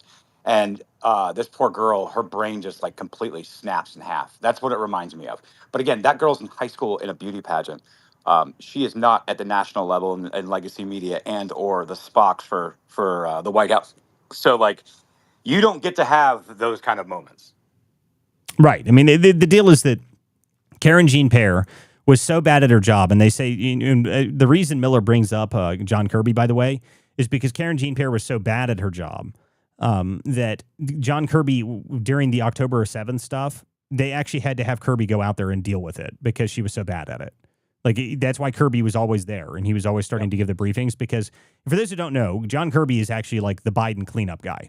And for those who don't know that, he's been around the job. He's been that. Well, that's the thing. Like, he became that. He wasn't like that before. He was well respected. I don't. Well, I mean, you got to think about how far back, though, because back in 2016, 2017, Kirby was the one that got Hunter Biden out of the dishonorable discharge for failing cocaine in a Navy test. So, that's right. So I mean, you got to go back pretty far. So Kirby worked himself in as kind of a fixer for the Joe Biden family. So, you know, as he moved himself into that position, he became number one fixer guy. And he was actually reasonably competent. He just, you know, did the bidding of the Bidens essentially, and that's how he moved up in the ranks. But that's why they brought him out there and to back up the pair, because the pair was so bad at her job that she couldn't answer anything. I mean, she was terrible. I mean, like I said, I can think off the top of my head, I can think of a dozen or more things that Caroline Leavitt has said over the past 6 months that people remember, because she's actually competent and she can respond quickly and rapidly and knows how to say things and actually has a real competent shoulder. So just like Kayleigh McEnany, everyone remembers her because she used to show up with that enormous binder that was just hysterical. Like, I mean, it's just this you know, enormous binder that had everything for the entire day in it, just sitting there ready on her desk. That everyone remembers that. But Karen Jean-Pierre, the only thing people remember about her is that she would come out there and just like be unable to answer anything. Right. Like, so like, you know, with Kayleigh McEnany, the binder would be like, actually, you know what? On October 13th at 6:09 a.m., you released an article that was entitled da da da da, and it said da da da da da. So are you not standing behind that now, or sitting behind that later? It's like, that's in your binder too. Like, that was impressive enough. And now Caroline just does it without basically a binder. She's got some, you know, a binder up there, but she doesn't really use it. She doesn't need it. Talk about competency at a young age, man.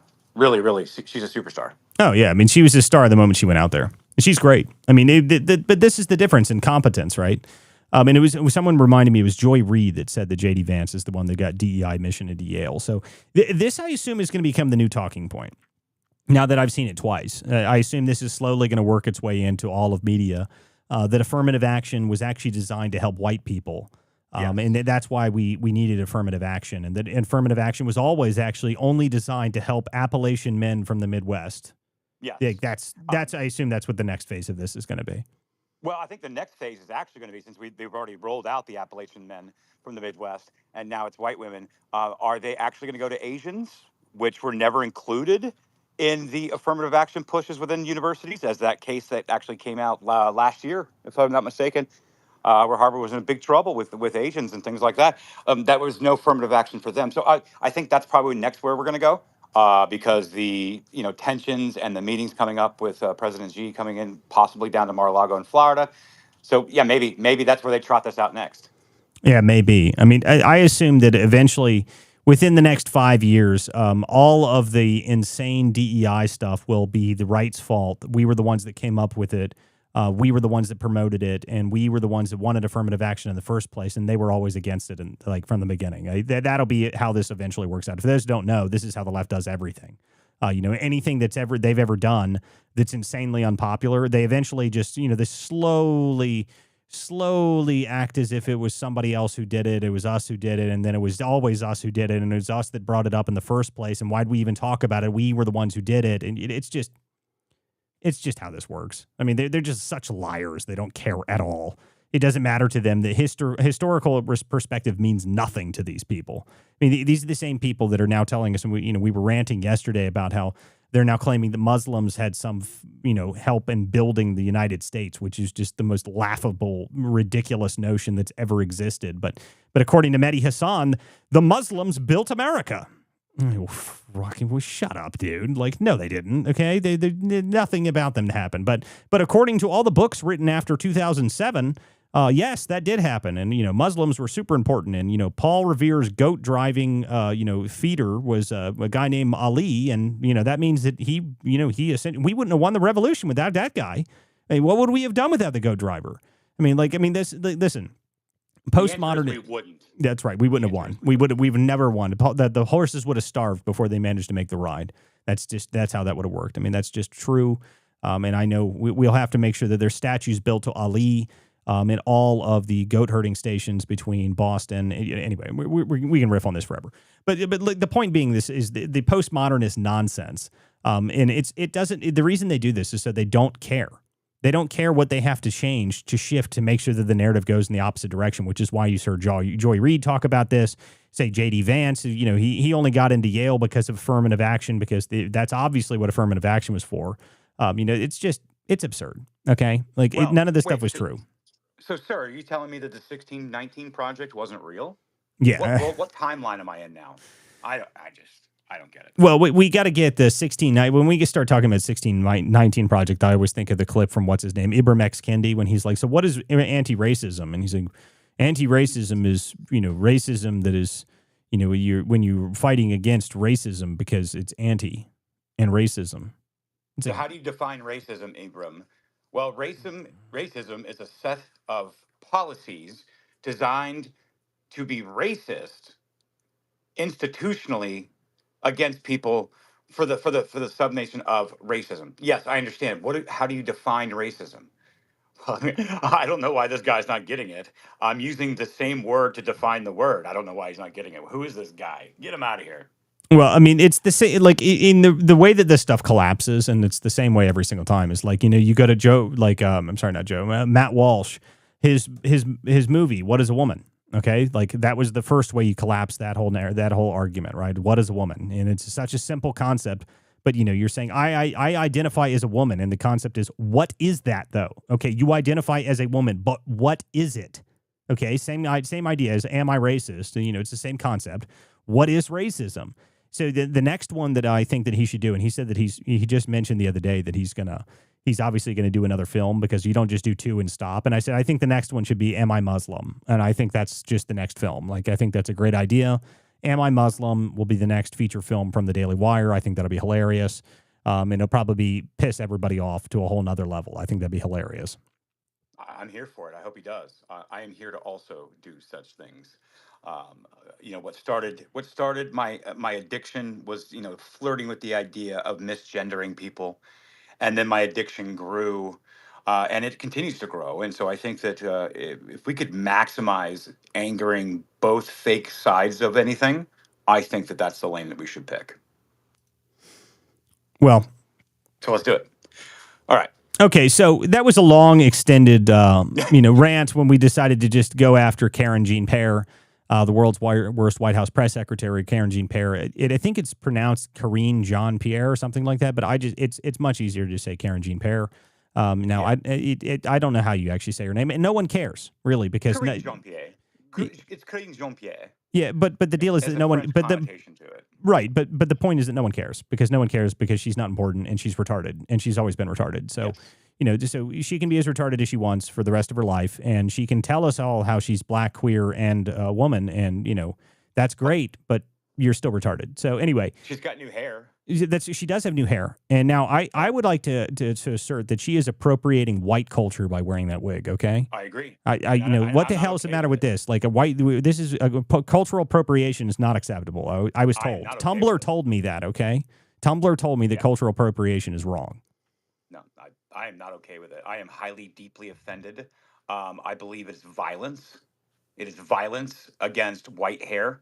That's right. And we can't stand it. We cannot let this stand.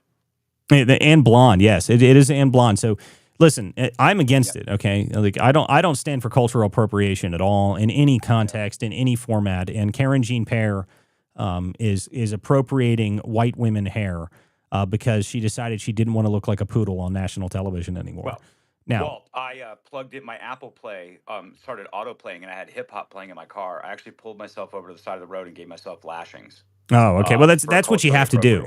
Yeah. Commonly, the best thing you do when you're cultural appropriating is you have to burn hot wax and drip hot wax on your thighs. That's the best way.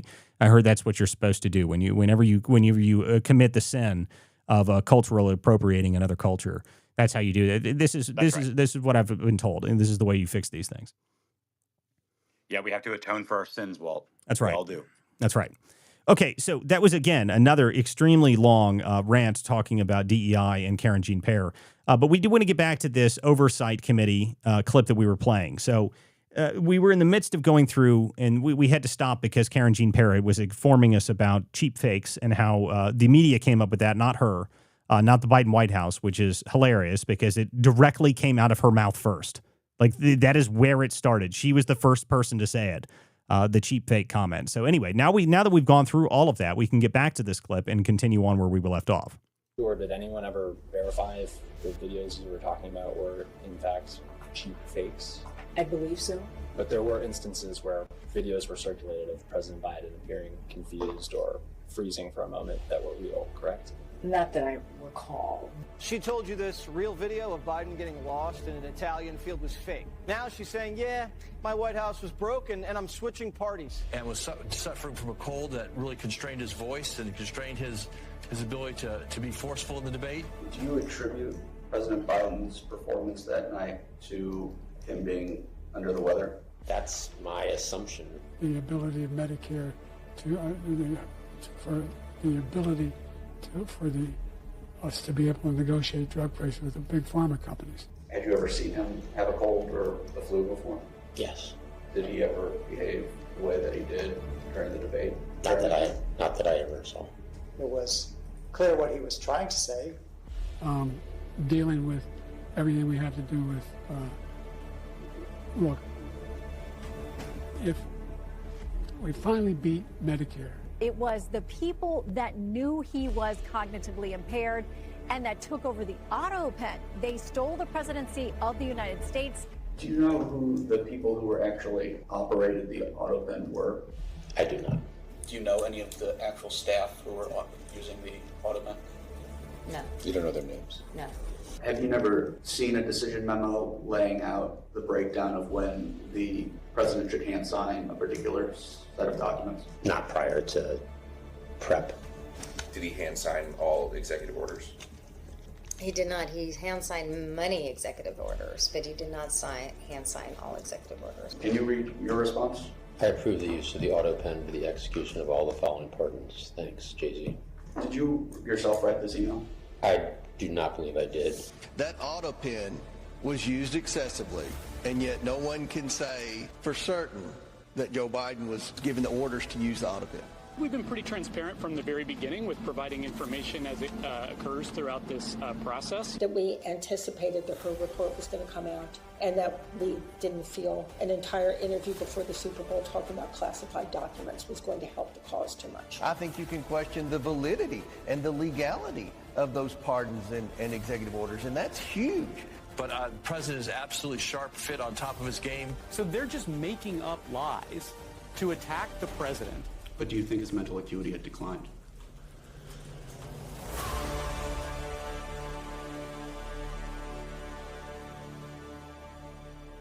So there you go. There's the rest of that there, which walks through essentially the same problems that we were laying out pretty extensively beforehand before we decided to, discuss the DEI qualities of the Biden administration and all of those that surround it.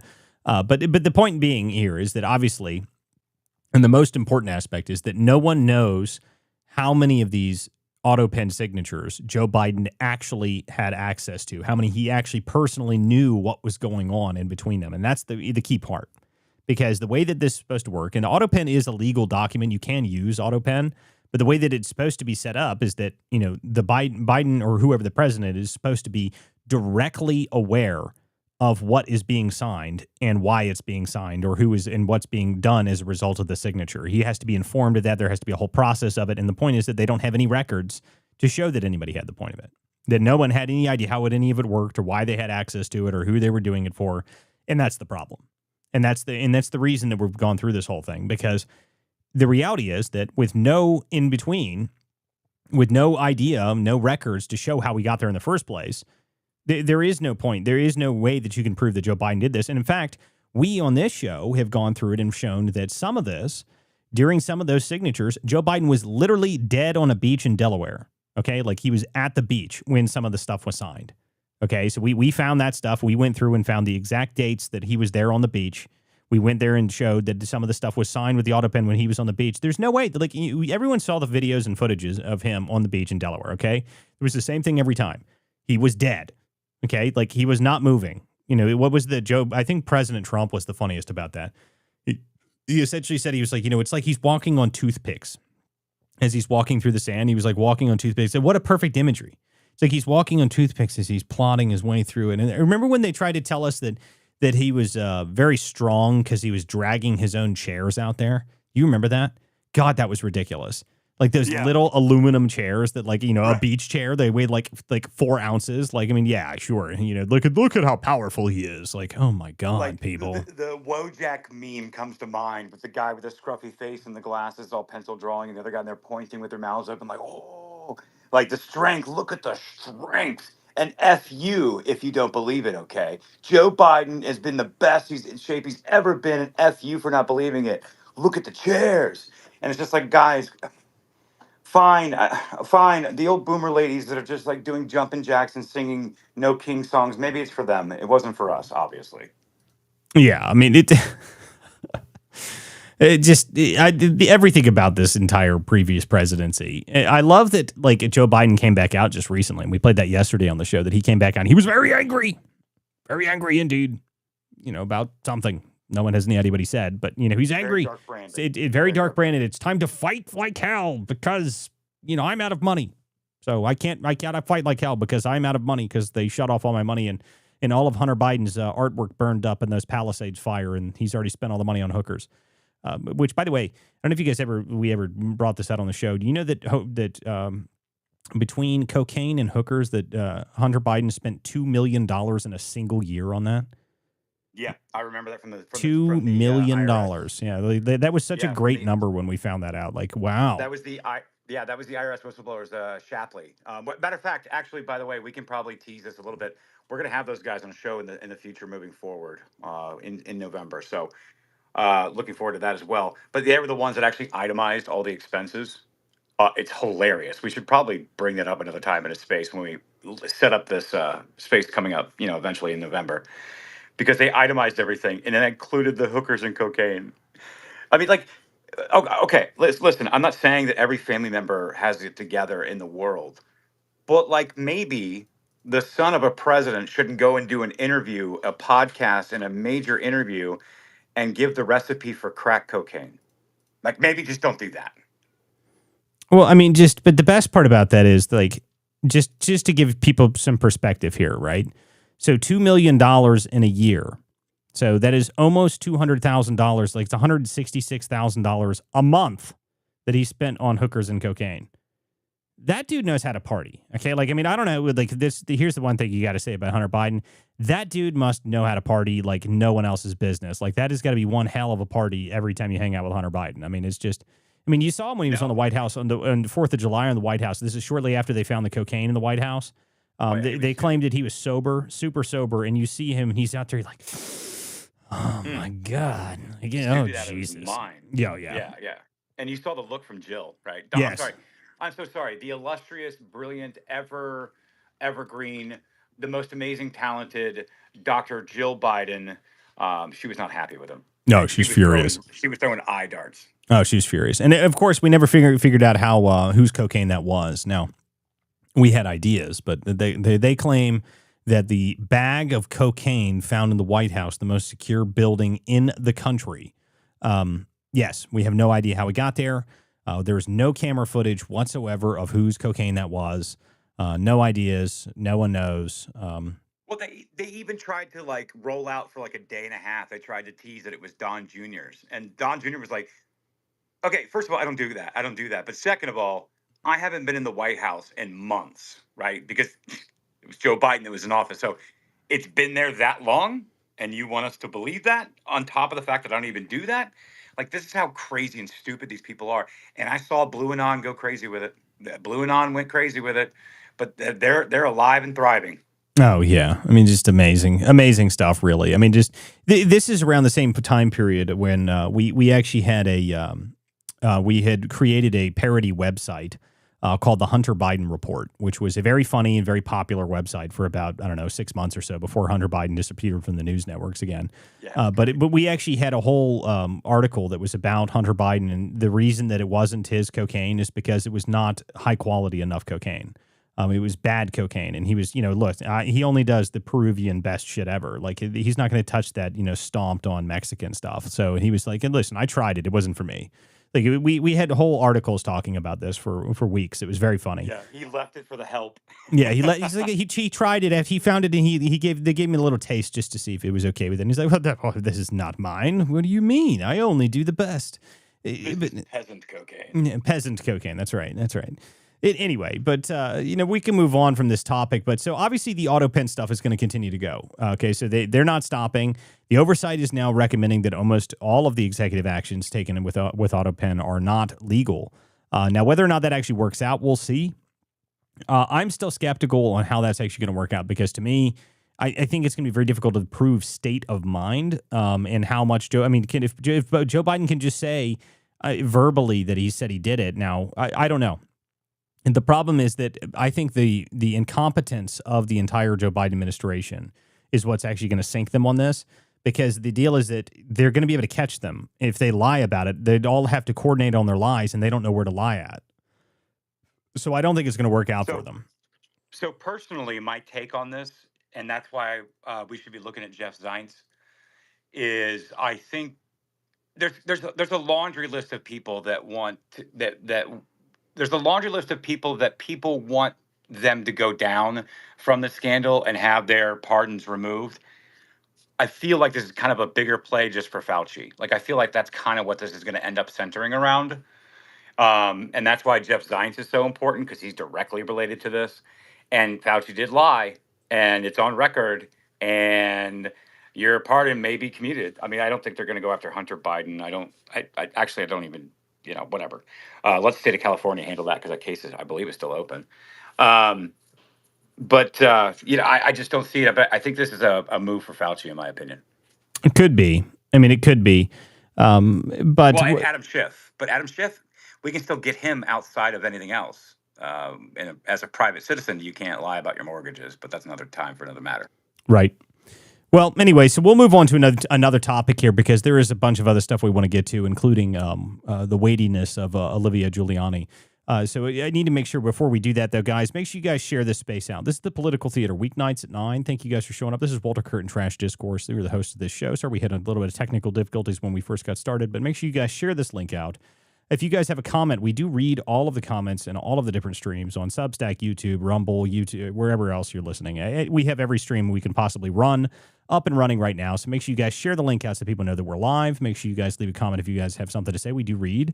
And by the way, we are also sponsored. This show is sponsored by The Wellness Company. Take back control of your health with The Wellness Company. Go to twc.health/TPT and use code TPT at checkout for 10% off your entire order. We've got all sorts of different products on that page that we can go check out. Everything is 10% off when you use our code for this show.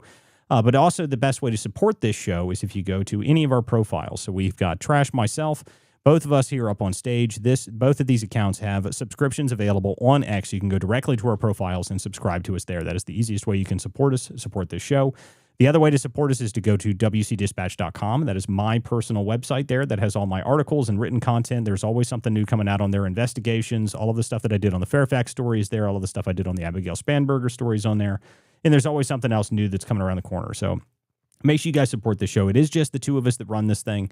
There's not some big team that runs this. There's not some people that set it all up for us. We've got a couple friends of ours that help us out, sending us clips and stuff like that. And there's always the listeners of this show are also some of the best people that actually build some of the content for the show. So if you guys send us stuff, like I do read everything people send me. And I know lots of you guys, hundreds of you guys DM me all the time. And I promise you, even if I don't respond, I do read them. Okay. I do read them. And it's very difficult for me to be able to respond to everybody, but I try to.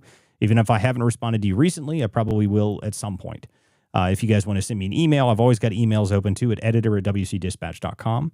You can always reach me there. And if you're listening on Apple or Spotify, make sure you guys give us a review or leave us a comment on one of those shows. And we always do respond to those as well. So thank you guys for showing up here this evening. Make sure you guys share the link and we're going to keep rolling right along. So there is something I want to talk about here because Olivia Giuliani was apparently in her weightiness deciding if she was going to run for a Texas seat.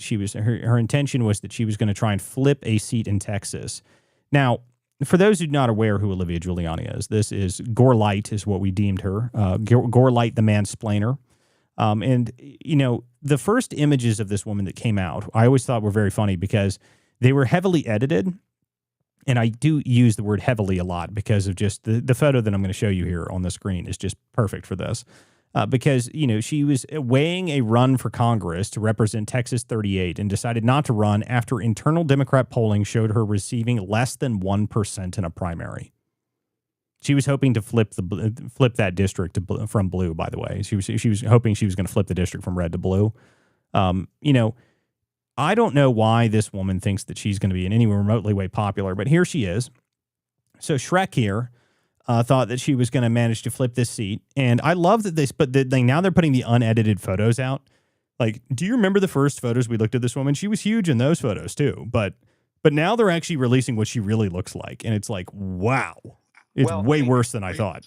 Yeah, Walt, I mean, when you weigh something of that magnitude and you really have to put a massive amount of thought into that. And when you start worrying about flipping things when you sit down, I also think, and I think there's maybe an underreported fact, is that she thought she would get 2 seats like she does on some airliners. You know, that's it. Yeah. I didn't even think about that. She thought that's how it worked. She got 2 seats for the price of 1 in Congress because of her size. Damn, dude, that's good right there. I didn't even think about that. Yeah. That's solid. And it's a massive undertaking. It's huge implications. It is a heavy weight that you have to work yourself through that process. Listen, the only gravitational pull that I thought she was going to have in results of this was her flip to Ozempic. That was the only thing I thought she was worrying about. If she was thinking about making the switch to Ozempic, that pull was that was worth her taking the time and her weighty consideration of it. But that's the only thing I thought about.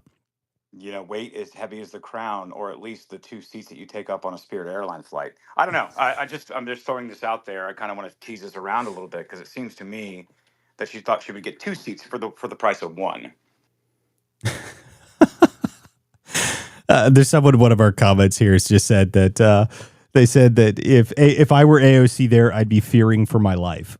Yes, actually. It's very possible that she was worried that breakfast was going to be served soon afterwards, so she had to leave Are this. they suggesting that AOC is a snack? Oh.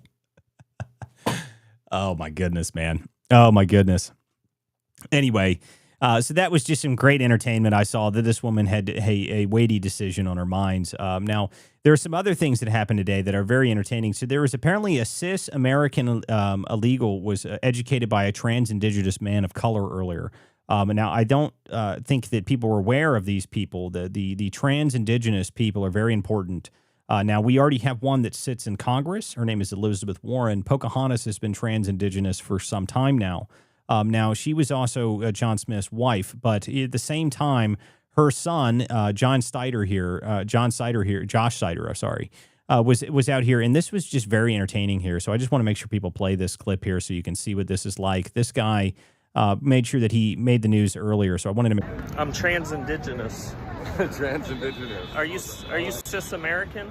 I'm trans indigenous for ICE. We love ICE. You love ICE. We Why love is that? ICE. We love ICE. Deport them all. You're all trespassers on our land. Well, trans indigenous people are indigenous people, and you're all trespassers on our land. And we want Bovino to deport all of you guys. We love ICE. Trans natives love ICE. We love you, ICE. What nation are we you love from? ICE. The trans nation. Trans nation is just as valid as cis nations. You're not trans native phobic, are you? No, but I'm okay, not I'm familiar just with checking. that term. I'm hoping you could. You're a cis American. I'm trans indigenous. You really need to check your privilege because you're talking to a beautiful trans indigenous person of color right now. I believe that I am. And I'm hoping to learn more about your perspective. I'll educate you. Because you're cis pigmented and I'm trans pigmented. And I'm trying to educate you. So my name's Walking Tomahawk. Walking Tomahawk? Okay. I'm Chad. Nice to meet you. So, nice for those who are just listening, this guy is wearing a full Indian headdress with feathers and a leather vest and all, talking to an anti-ICE protester. And he believes that he stands with ICE because he is trans indigenous. And it just the entire outfit here is just hysterical.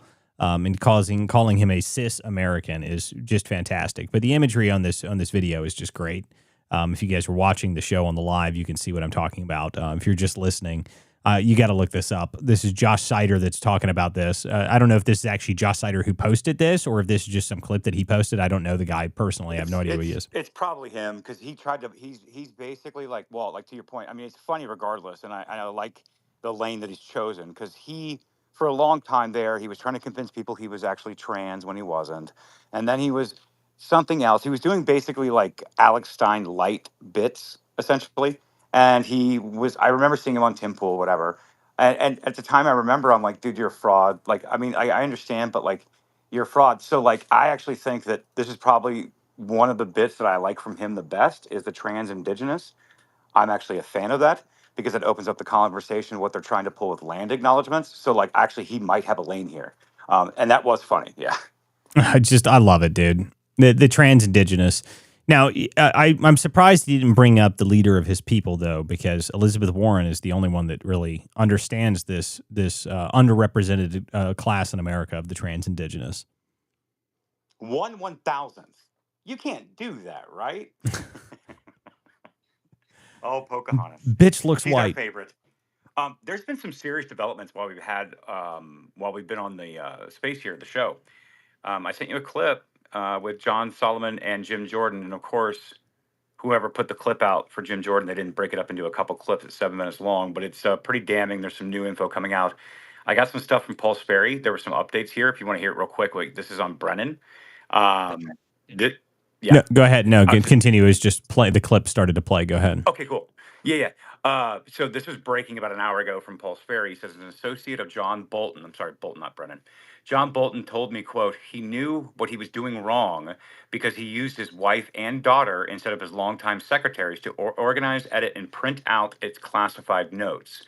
His two White House secretaries who had worked at State were well-versed in security rules. So basically what he's saying here is there's an associate of Bolton who was basically confirming that he knew that he needed to do an end around for what he was doing with the classified information because the actual White House secretaries, as National Security Advisor as an example, had worked at state and were well versed in handling of classified material and security rules. So instead, this guy, who is a father and a husband, used his wife and daughter to handle classified information and potentially implicate them in this, as we know, because they shared it on those personal emails. There's more information on this breaking, and it's kind of a big deal. Wait, hold on a minute here. So let me hear this. Let me make sure I got this right yeah. when you said this.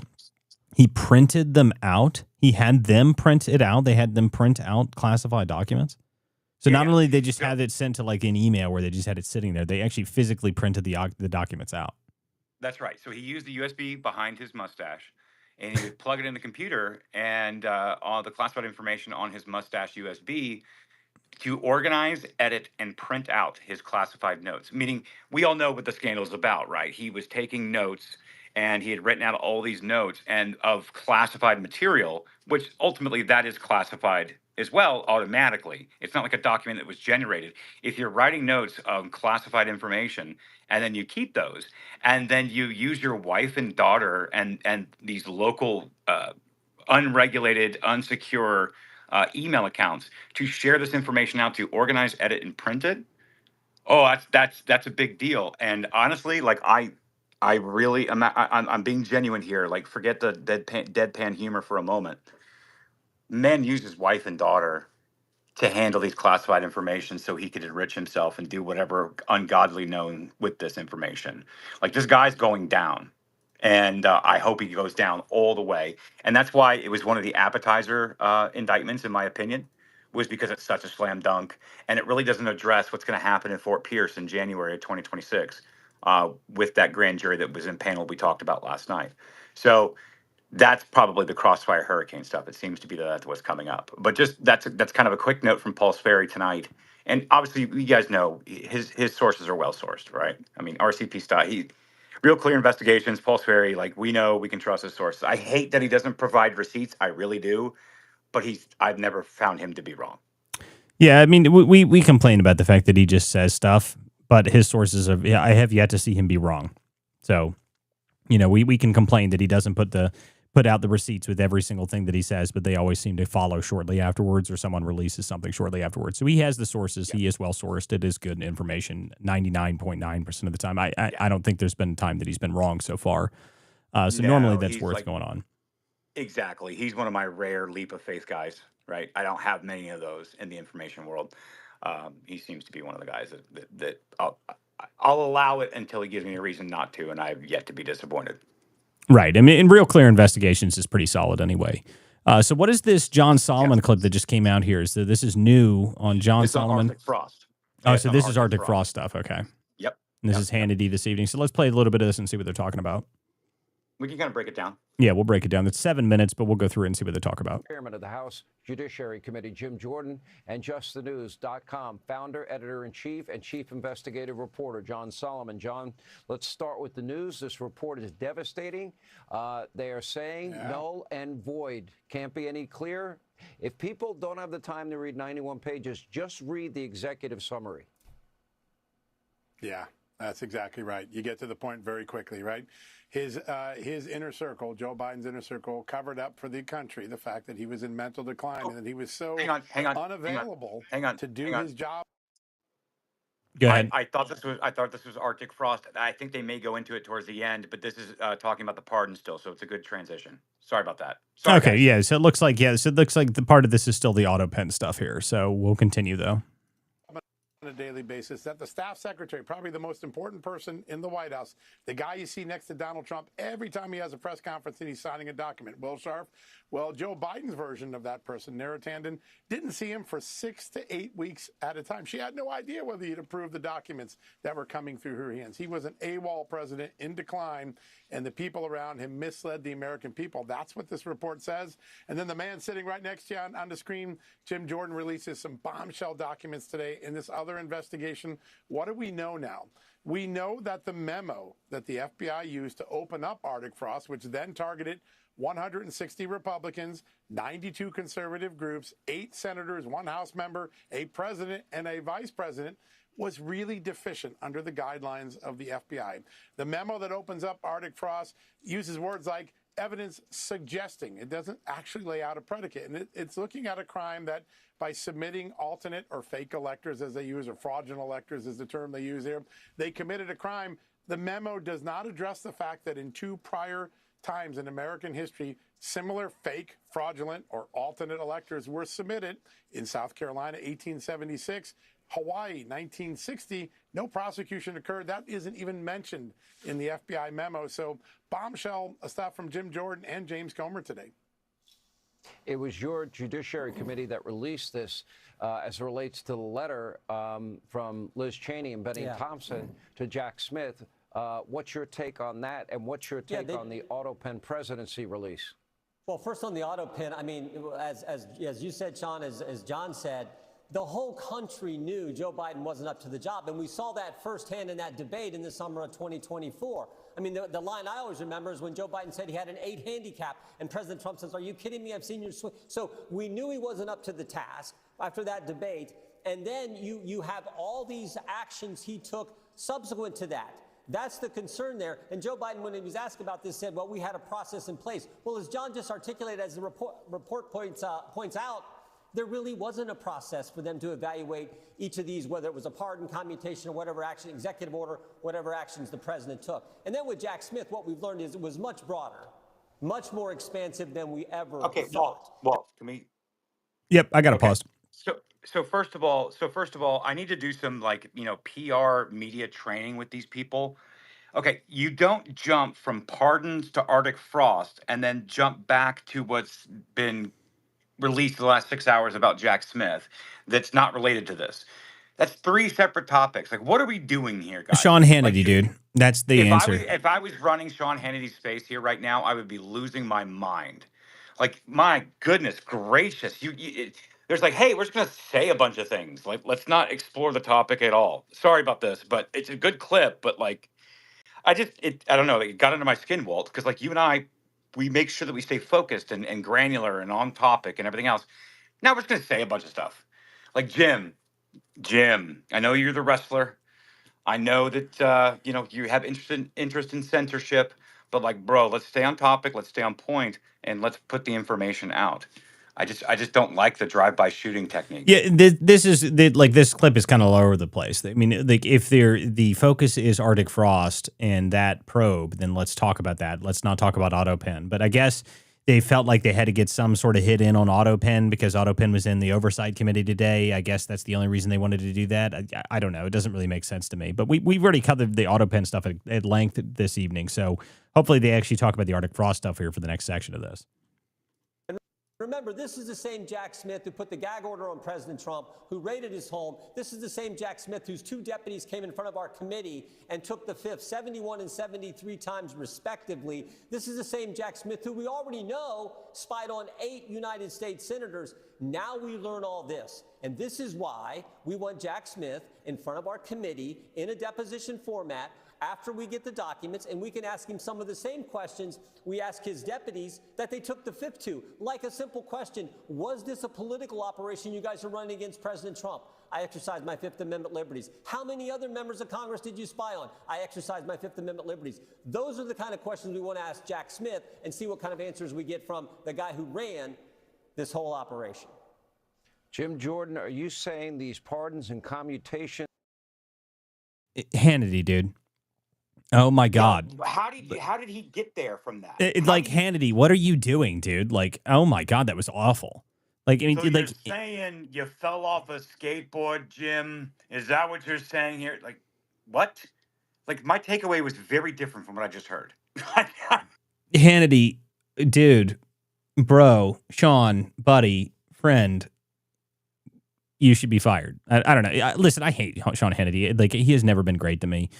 Sean Hannity is the epitome of the old school reporter that asks a 6-minute question to get a 15-second answer. But right there, what was that? Like, he explains the entire Jack Smith stuff and how this is all a huge problem, and then he goes, okay, so but these pardons and commutations, like that's not even related. Like, I mean, it's not even this similar. Like, No, it's not even remotely related. And for people that want to know exactly what's going on here when he's talking about the Jack Smith stuff, so I'll just do this, Walt. How about that?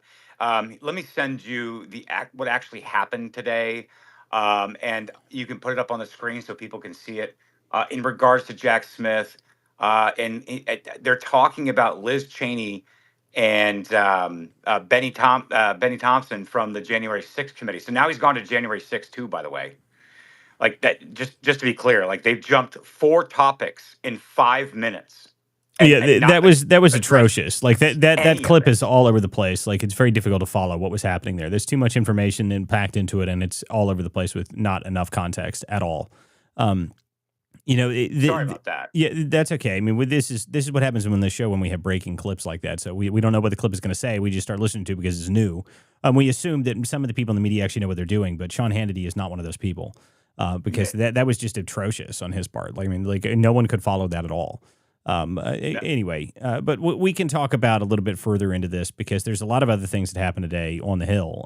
There was also the Senate hearings on the left-wing extremism, which I want to get into here in a minute.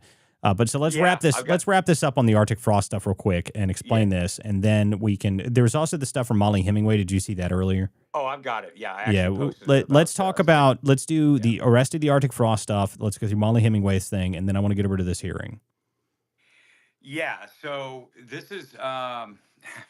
So I put this out about 6 hours ago, and here's what I said. I said, I think people are truly starting to understand bit by bit what Dan Bongino meant when he said, what I saw shook me to my core. I keep bringing this up, guys, because that was not a hyperbolic statement. I believe Dan when he says, I was not even prepared for this.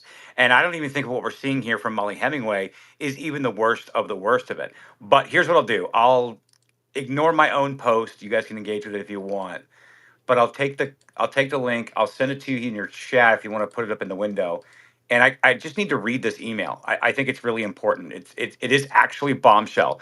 And for people that do know, Ed Corrigan, by the way, really solid guy.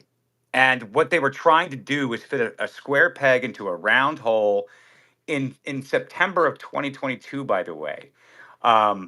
To kind of accuse him of treason, which, and then obviously this is stemming from Mark Meadows, right? So like this is still on the outside of these investigations. But this document, this release that she can't. So I'll read what she said specifically, and then I'll just read the email. And I still want a more unredacted version of this. And sorry for the whiplash, guys. Because there's so much that came out today, and clearly we can handle it better than legacy media. Go figure. Maybe they pay us the millions of dollars instead, and we probably do a better job. But this is what Molly Hemingway came out with today at 3:19 p.m. Eastern Standard Time. She has this clip off of Scribed. It was released, and it's still somewhat redacted, but it's still pretty good. They finally unclassified it. She says, "This is so insane and divorced from reality that it tells us the situation at the FBI was a million times worse than even those who think it's unsalvageable believed. Ed Corrigan is one of the most beloved members of the conservative movement across every faction on the right." And this is true. Well-connected guy, good guy. We know this. But listen to this email. So this is from, redacted, blah, blah, blah, on September 14th. And it includes Walter Giardina. We can get into Walter Giardina in a moment. But, give me a call back when you can. And so according to Redacted, who communicates with Redacted is a blank of Ed Corrigan. And according to blank, Ed Corrigan is a pro-Putin, anti-Biden, along with blank colleague at the blank of blank of blank. Consider what Corrigan is doing is treason. Blank believes that Corrigan and his boss, Mark Meadows, are engaging in willful criminal activity. And according to blank, Corrigan has blank properties of which he wants to build up infrastructure to train people for civil war. This is inside the FBI, and this is being passed around. And they're accusing Ed Corrigan and Mark Meadows of wanting to build up infrastructure for civil war. This is crazy. Corrigan secretly controls the Freedom Caucus. Inside Congress. It's not true, and has plans that are not good for the FBI. Corrigan hates the FBI, of which who he refers to as spooks. and Corrigan claims to identify a blank as a spook in the blank. Additionally, blank thinks Kushner may have given classified documents to the Saudis as a part of a $2 billion deal. I attached the bio for blank, and here's a document with him in our system. Blank thinks that that he would be willing to talk to the FBI. This is crazy, crazy, crazy stuff. And it may seem a little granular to people, but like this seems like some kid wrote this, like some teenager wrote this, and they're LARPing as some kind of like counter revolutionary. And these are people that are working at some of the highest levels, the highest classification levels inside the FBI. And this is what they were still trying to do. They were trying to convince convince people to go after Corrigan and Mark Meadows because they were going to be part of building an infrastructure to create civil war. This is still on the backs of these investigations that spun up initially after the ICA that we talked about and the edited Obama ICA. This is Obama written all over this. And it's just absolutely crazy. Matter of fact, it's part of kind of a bigger, broader front. But did you see this? Molly put it out about 7 hours ago. I want to get your take on this as well, because it's just so like it's LARPy. Like this was like what was going on inside of our FBI by actually trained, experienced adults. This is what they were talking about, and this is how they continue to spin up additional investigations. This was basically like the 6 degrees of separation type mentality, much similar to like the Carter Page incident, where they said, you know, they could get the secret FOIA on Carter Page, and then they can basically, puddle jump over to other people or lap jump, whatever the word is. And this is an outgrowth of that. This was going on at some of the highest levels in the FBI. Yeah, I saw this earlier, and I read through this, and I was seeing that Ed Corrigan was listed in there, and they're talking about civil war and how treason and blah blah blah and all this stuff inside here. And the thing to me that I was like, where did this come from? Like, I don't know where this document that she posted came from. Does anyone know where this actually is? Like, was there some release today that I missed? Like, was there something that I completely glossed over? Like, I don't know where this document specifically came from. So that's the one piece of context I didn't know. I believe it came from the judiciary. So I think these were requested documents. Let me kind of dig in a little bit further. I'll get the source on this. Yeah, because that's the one thing I didn't understand. Like, I understand the concept of it, and I understand what the problem was with it, but I didn't.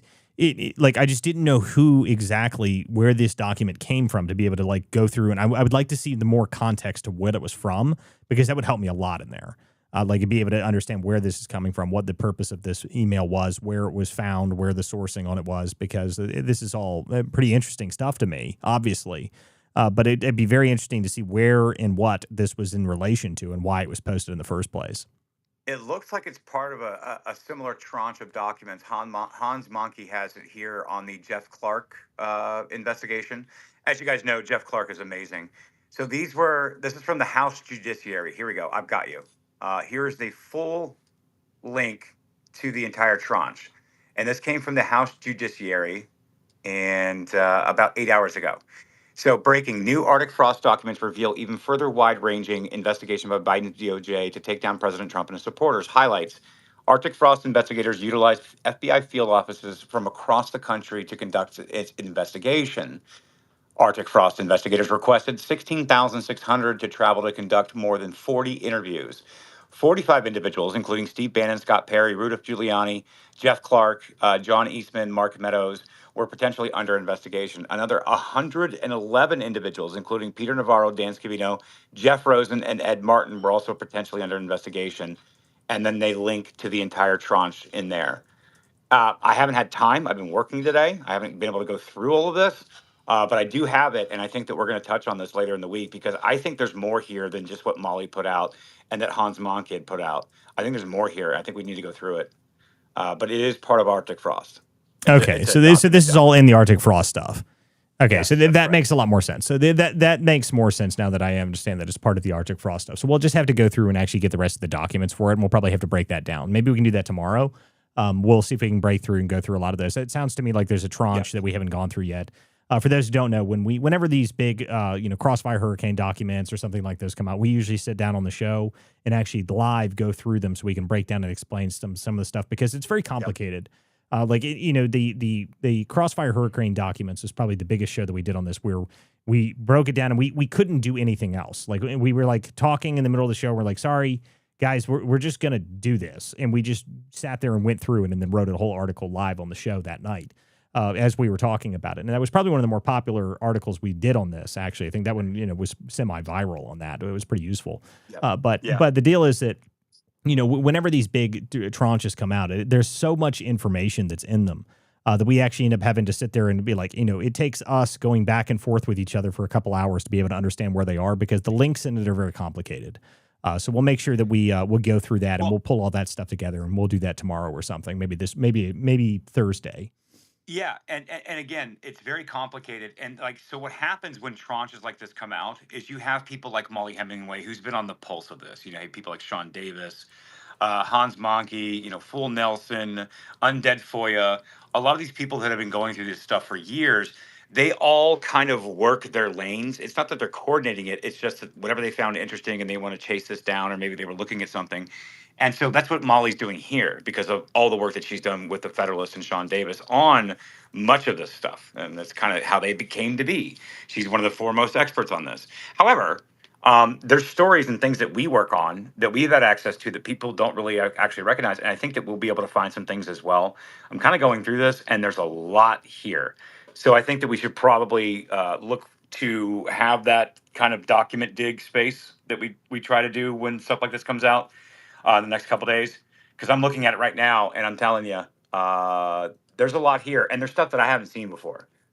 Okay, yeah, we'll make sure we actually go through some of it then, because when it comes to those big things, like with those big releases, like, it's probably easier for us to just actually sit down and go through it so we can see where we're at. Yeah, that's right. Sorry, guys, we kind of got a little neurotic here. This underproduced show just sent me fuming.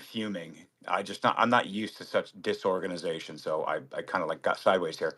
But no, I've got it. This is actually, and there's a lot of redactions here. I would like to see more unredacted information. I'm hoping that it pops up. Oh, wow, it's even encrypted too. Go take a look at it.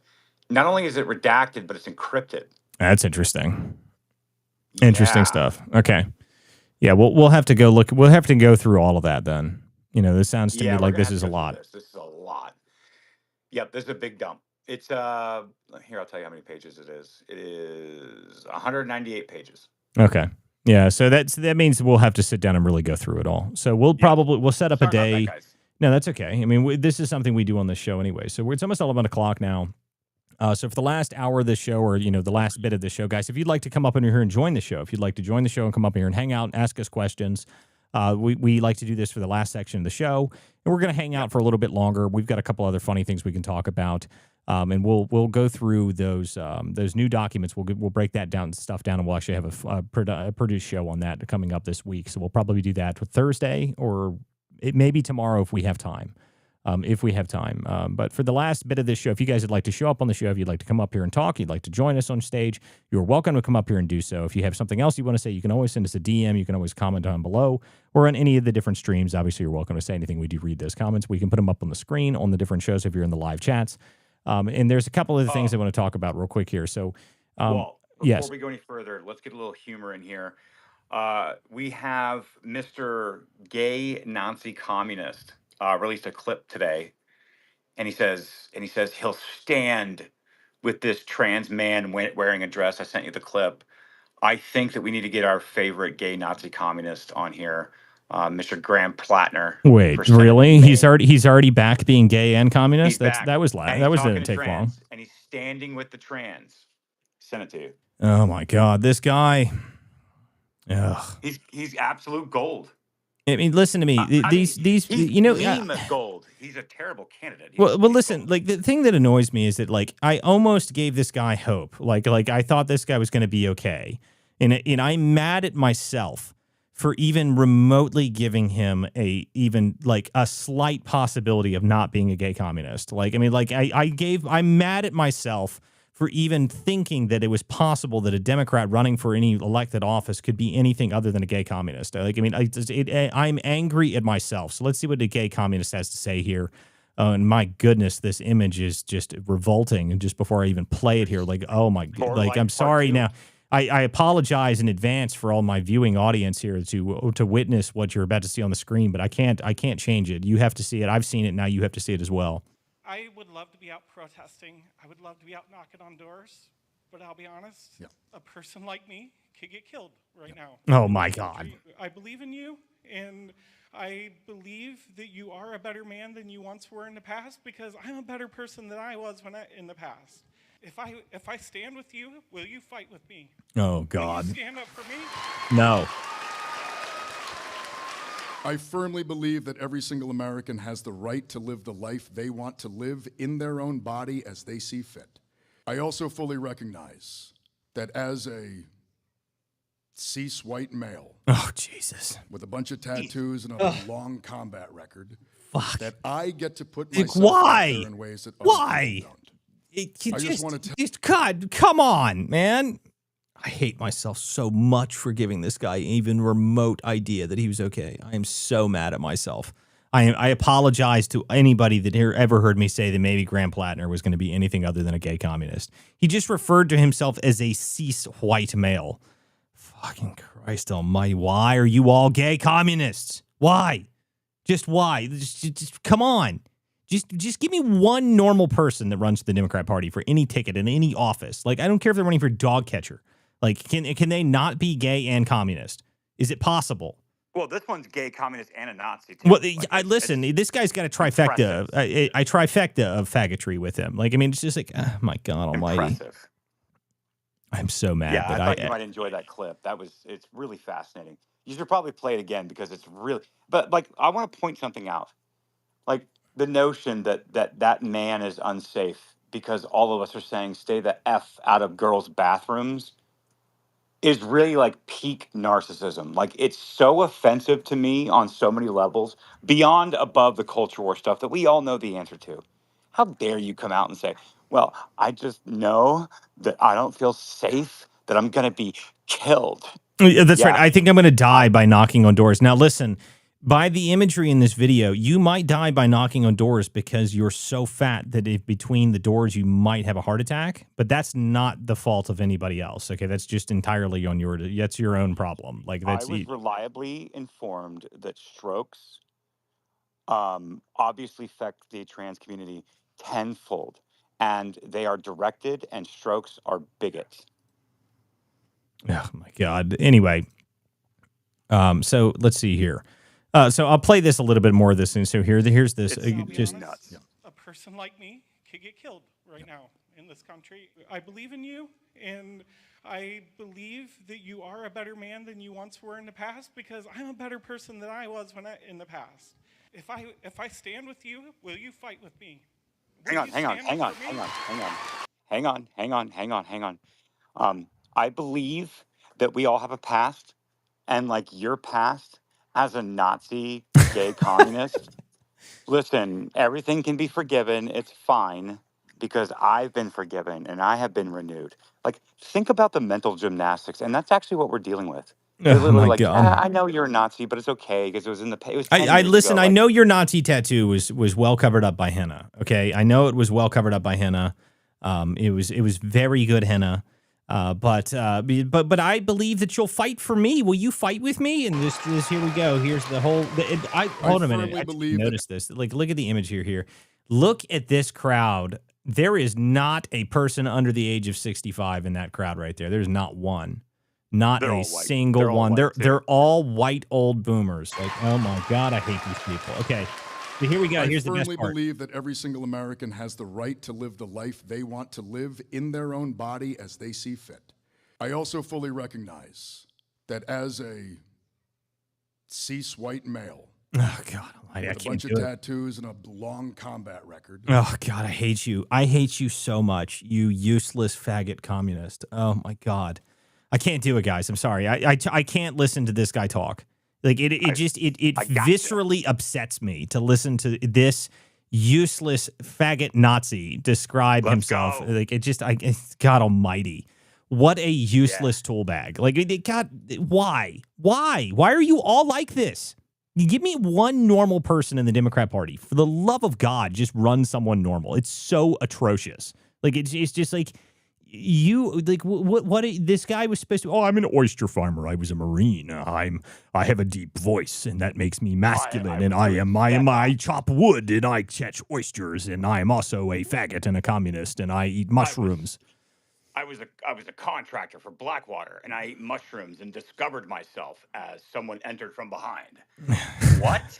Like, who are, bro?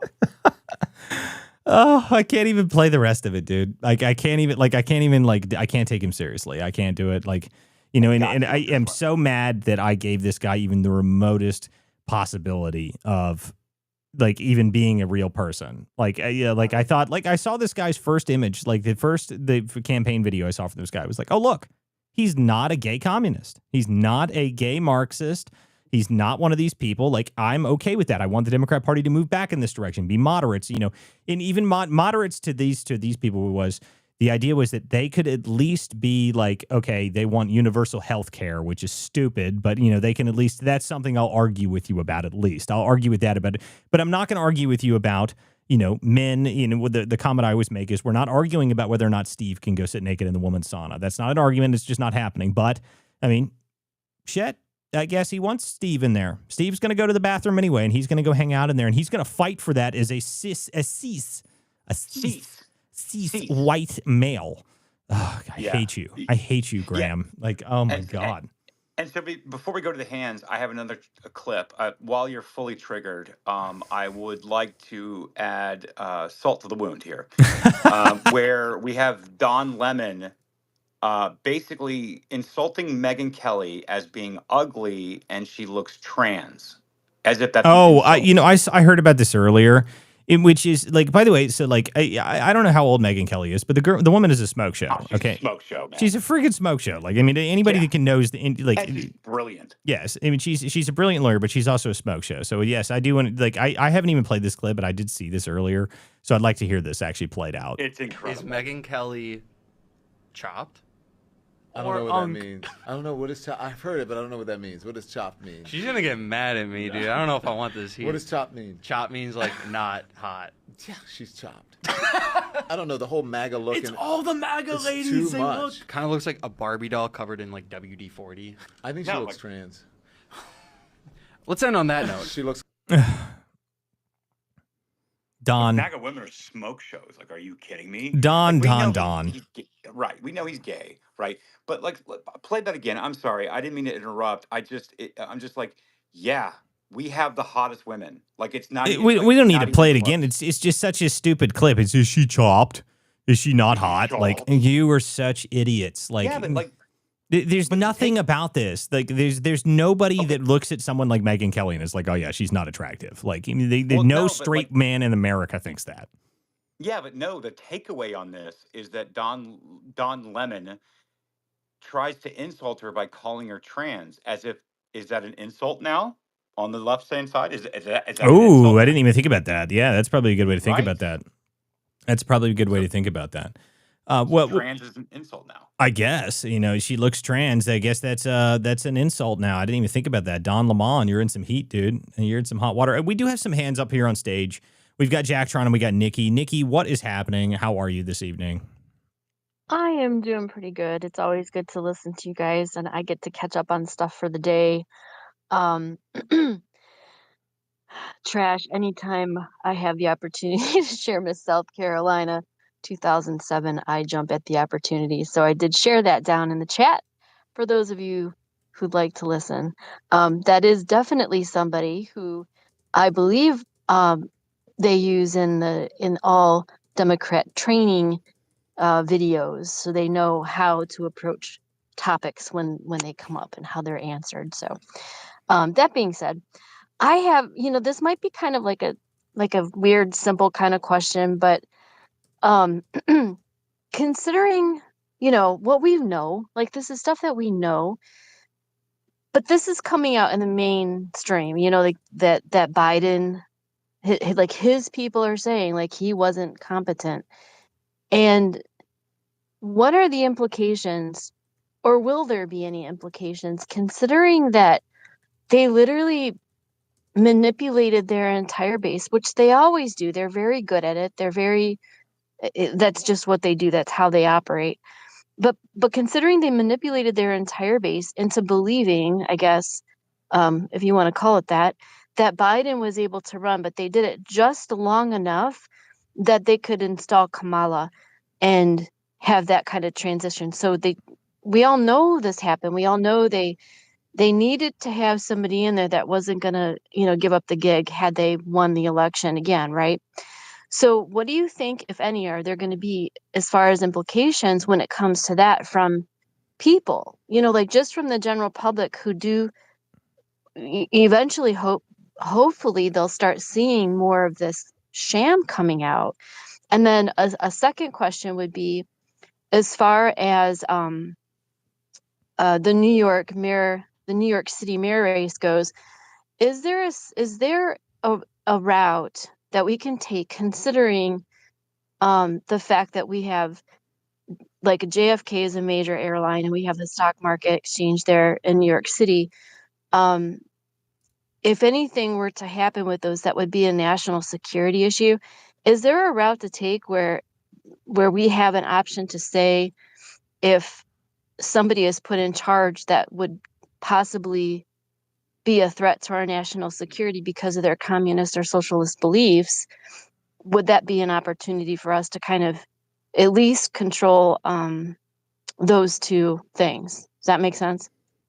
Well, the first question I didn't understand. The second question I generally understand. The second question I generally get is, this is actually the same concept they've been running with the idea of, could we deport Mamdani? I would say yes, deport him now. I mean, you should have deported him 6 months ago, actually. You should have deported him years ago. The guy hates this country. He has no need to be here. He has no interest in actually preserving this country or actually instilling our ideals. I think he's a useless communist. Deport him. Now, the problem is that he's already managed to make a serious headway, and now the entire Democrat Party has decided that they are communists, and they're just going to go with it. So, that's the kind of the problem now. So if you do it now, it looks, the political windfall from doing so would probably not work out. Now, should it be done? Yeah, I think so. I think you should deport him immediately. You should denaturalize him. I think his citizenship was obtained under fraudulent purposes, and he is intentionally using his ability in our elections to benefit himself, so that he can try and remake New York in his own image, in the image of whatever it is that he thinks is a good idea, even though he's not an American. So I think they should deport him, but I don't think they will. I mean, that's not going to happen. The only thing that you got to hope, which, by the way, there is a bit of interesting information coming out from New York that I'm seeing, that apparently a large percentage of the early vote numbers are actually of the elderly population in New York, which is good, because a lot of the younger population are the people that are voting for Mamdani. So now I don't know if, I'm not saying there's this is pretty heavy hopium, I would say, but it might be a route that New York could not flip to Mamdani, that Cuomo could pull it out. And I actually saw something earlier today that Polymarket was starting to show some results for that the poll numbers from Polymarket were actually starting to shift back in the opposite direction. So I don't know. But what was the first question, though, Nikki? I did not catch the first one. The first question was basically just because, with everything that's coming out, so we have watched the fraud basically with Biden. Like, we know that he was never in charge, right? But as far as the left, they were always supporting whatever anybody said. They were like, Joe Biden's fine. He's going to run a second term. They embraced it. They allowed it, and they allowed it up until the point that he couldn't be replaced by somebody that would be picked by the Democrats. So they installed Kamala. So basically they subverted having a primary for a Democrat candidate that the people would have chosen. They just picked somebody they wanted.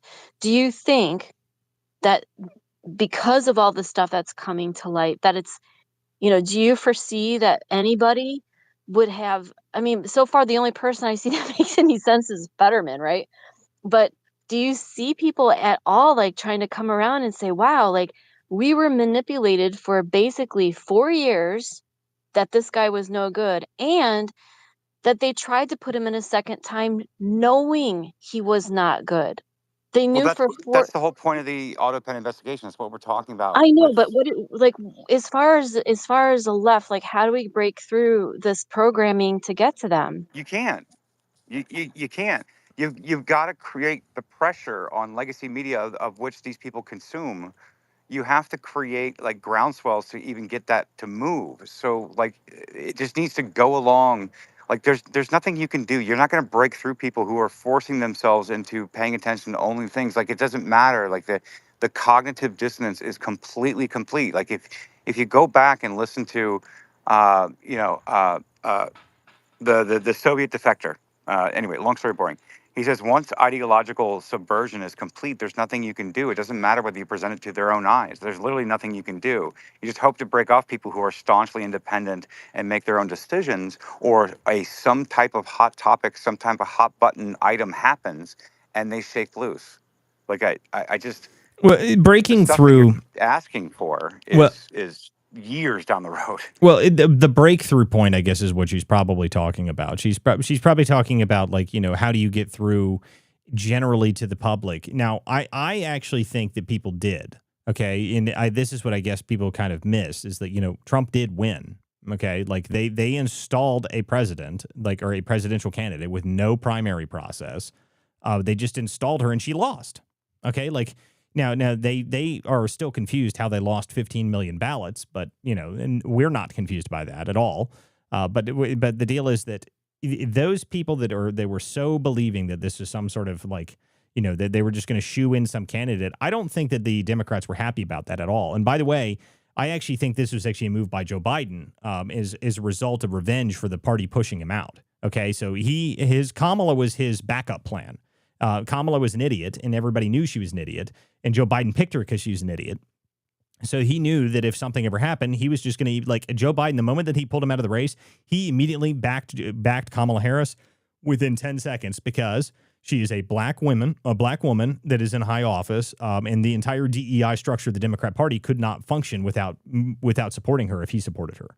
So they didn't get a jungle primary. Imagine if the Democrats had actually had a jungle primary, okay? If they had a jungle primary, things would have been a whole lot different. It would have been a whole lot different. If they had an open convention, it would have been a whole lot different. But they didn't do that because Joe Biden immediately supported Kamala Harris. And once Kamala Harris had the support, suddenly she was the candidate, and there was nothing the Democrat Party could do because they stabbed Joe Biden in the back, and he was not going to go down without a fight. All right, Jack Tron, what's up, bud?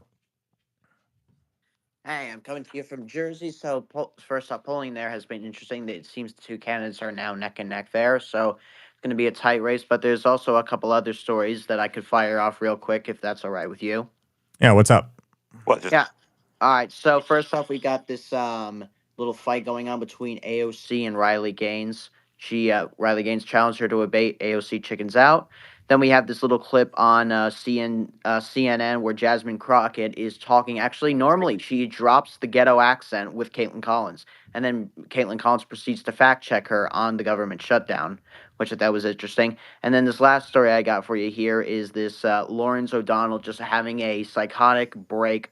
Oh, man, I forgot about the Lawrence. Trash, did you see the Lawrence O'Donnell breakdown? Oh, no, I've got all kinds of those clips for that. We just didn't get to it. Yeah, dude. We'll maybe have to play a whole section of this because we have to get to the hammering. If it's obligatory whenever the hammering comes in, whenever he talks to Lawrence. Those who don't know, Lawrence O'Donnell is one of those, he's just a legacy media hack. He's one of the worst.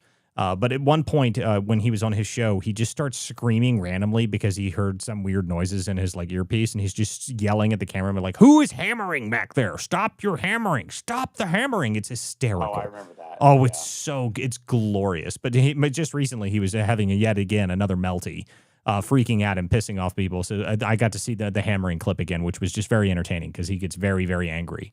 But we'll have to probably get into that tomorrow. Because there are a lot of other things to get through. It's like the other thing I really wanted to get through this evening, which we don't have time to do this evening, which is the hearing today on left-wing violence, which was great. I'd like to know how much they paid the Mr. Daniel Hodgins, whatever his name is. I'd like to know how much they paid him because that was a wonderful pack of lies that he shakily pushed himself through earlier. That was just gross. I do have the abbreviated clip with Michael Knowles, which is about 3 minutes, which I think that we could probably get through and maybe make some comments before we shut down. Yeah, let's do that because Michael Knowles' comments were good. So if you have the abbreviated one from him, let's play that and we can close out on that this evening. And then we'll probably pick that up tomorrow because there's a lot more to get through. So we'll talk about this. Yeah, there's a bunch to unpack because obviously this is super important. And I do want to play some of the other clips from it. We'll probably open the show tomorrow discussing some of this stuff because there's a lot to get through here. I did that.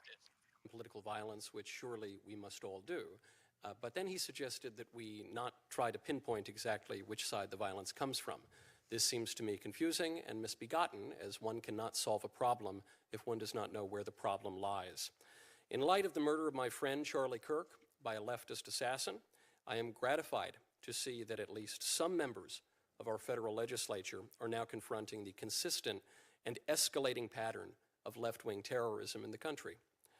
Lest I be accused of partisan invective, on September 23rd, no less an emblem of American liberalism than The Atlantic magazine published an article citing a recent study from the Center for Strategic and International Studies, admitting that the left is more violent today than the right. Less honest liberals, including members of Congress, continue to deny this fact. Democrat Congressman Seth Moulton, for example, reacted to Charlie's assassination by blaming the right. Congressman Moulton claimed that 3/4 of political violence in the United States comes from the right, while only 4% comes from the left. That claim struck me, as it probably does many of you, as suspect. So I looked into just a few recent examples that came to mind of prominent left-on-right violence. The Covenant School Massacre in Nashville, in which a trans-identifying shooter murdered Christian school children after outlining her ideological motivations. According to authorities, there was no ideological motive there. Go figure. The Black Lives Matter riots, overtly leftist demonstrations that left dozens of people dead and over $1 billion worth of property damage. Likewise, those fail to show up on registers of left-wing political violence. Even an attack by Antifa that targeted me personally, as well as conservative college students for our political views, appeared in official records and data sets as nothing more than obstructing law enforcement. It turns out the left commits relatively little political violence when you don't count the political violence that the left commits. I am here today to speak about that single illustrative incident. On April 18th, 2023, I was invited to participate in a debate at the University of Pittsburgh on the topic of transgenderism. Before the debate, several hundred left-wing protesters gathered outside the student center, many dressed uniformly in black with face coverings. They lit the street on fire while burning me in effigy with a little Hitler mustache painted on my face. All because I hold the view, as most Americans do, that men cannot become women. Buildings in the area were placed on a soft lockdown. As the Pittsburgh Bureau of Fire put out my burning effigy, an Antifa operative named Brian DePippa, hiding behind his wife, Crystal, rolled 2 smoke bombs under police barricades. Attendees scattered while demonstrators chanted, "Fascists go home." DePippa then threw a lit firework into a group of police officers protecting the building. The explosion injured several officers, including severe and life-altering injuries to a female officer. So that is the Michael Knowles at the hearing earlier today, which this is a very important hearing, by the way. There was a lot to go through on this, which is why I wanted to get to it this evening. But obviously, we just don't have time for it. I mean, there's a ton of other stuff to go through on this, and we'll probably have to open the show discussing a lot of the clips from this because there's a lot of other stuff to talk about. Knowles went after a lot of these different, a lot of the Democrats in here. There was a number of other good speakers. There was a number of ridiculous lies that were told out. They still, after everything that we know about January 6th, they still trotted out the full January 6th bullshit lie. I mean, without even holding back, the ridiculous guy Hodgins that I was talking about earlier, he even brought the helmet of the guy who died of a stroke the following day. Like, he brought the helmet, like the bike helmet. He's like, here is his helmet. Just look at it. Just look at this helmet of a guy who died of natural causes the following day. Like, you guys, they just won't give it up. They have no intention of giving it up, okay? And I love that they even bring up they cite the source of the source that we found out was literally written by an Antifa member, like the Department of Justice study or the International Justice study, blah blah blah. They said that only right wing violence happens and it's way more prevalent, but it was literally written by a member of Antifa, and they were like, oh well, maybe we shouldn't use that as a source. these people, they have no intention of admitting the fact that left-wing violence is on the rise, even though nobody can name a single right-wing incident in the past 5 years that of significant note. Nobody. Like nothing. No one has ever heard, and this is what I bring up a lot when I talk about this, about, left-wing commentators when they go to speak at a college campus. How much full-time security do they have? Do they have full riots when people show up for the left-wing commentators? No. Okay. That doesn't happen. Michael Knowles had, fireworks thrown at him as he was at a Pittsburgh event. Okay. Like there's an explosive that sent a police officer to the hospital with life-altering injuries. But, you don't hear about those either because left-wing violence doesn't exist. And, we're all envisioning it. It's all just happening in our minds, all the protests that we've seen for the past, 10 years plus. But obviously, we all know that's nonsense. Okay. And, they can pretend and try to whistle past the graveyard and say it's not happening, but it is happening. We know it's happening. It's been happening forever, and there's nothing they can do to stop it. That people are going to finally notice this, and we're actually going to bring it to light. And what I'm very much interested in is seeing real data. Because the data has been polluted by the left for so long, knowing what the actual numbers are. I cannot imagine how much higher this actually is once they actually start going through and fixing it. I mean, because if you go look through it, all of the BLM stuff, none of that was considered left-wing violence. None of the Antifa protests where they were burning, trying to burn down courthouses in Portland, Oregon, none of that was considered left-wing violence. So I assume any version of left-wing violence or rioting or anything like that, we talked about it on the show the other day.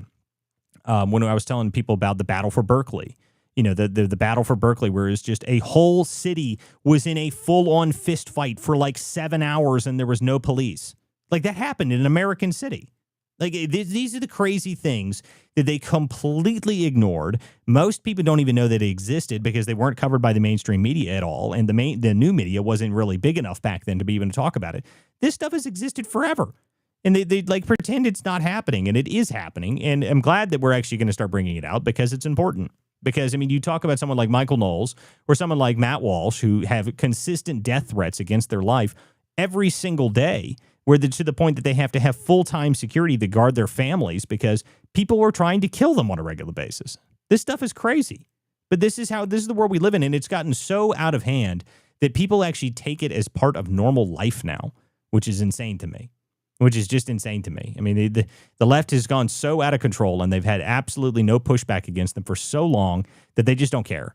And I'm glad to see that we're actually starting to crack down against this. But guys, we will have more conversation about this on this tomorrow. This is the Political Theater. Thank you guys for showing up this evening. This is Walter Kurt and Trash Discourse. Thank you guys for showing up. Make sure you guys follow myself and Trash here on X. And if you guys want to subscribe to us, you can go directly to our profiles at WC Dispatch and at Trash Discourse and subscribe to us right here on X. There's an option. You can go to our profiles right up there in the top right corner. There's a little purple button. It says subscribe if you want to support this show, if you want to support the two of us. That's the best way you can do it, the fastest way you can do so. If you also want to support the WC Dispatch, where this show is streamed live, all of my viewers right here on Substack, thank you guys for showing up this evening there. If you guys are on YouTube, Rumble, Substack, anywhere that you are listening to us, thank you guys for showing up this evening. And we will be back tomorrow evening with more of the Political Theater. This is Walter Kurt, Trash Discourse. Make sure you guys check out our sponsors, and we will see you guys tomorrow. Thanks, guys.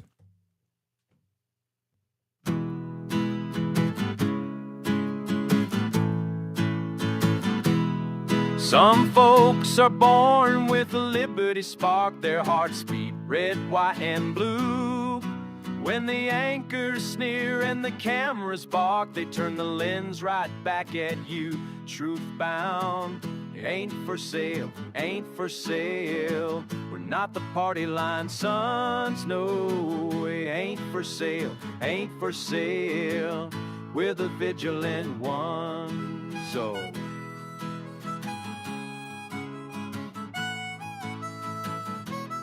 Some folks inherit silk-lined halls, spend our sweat while preaching share. But when the tax man wraps his knuckles raw, their mansions suddenly look bare, impaired. Ain't for sale, ain't for sale. We're not their banker-raised hares, no. Ain't for sale, ain't for sale. We're the vigilant ones, so.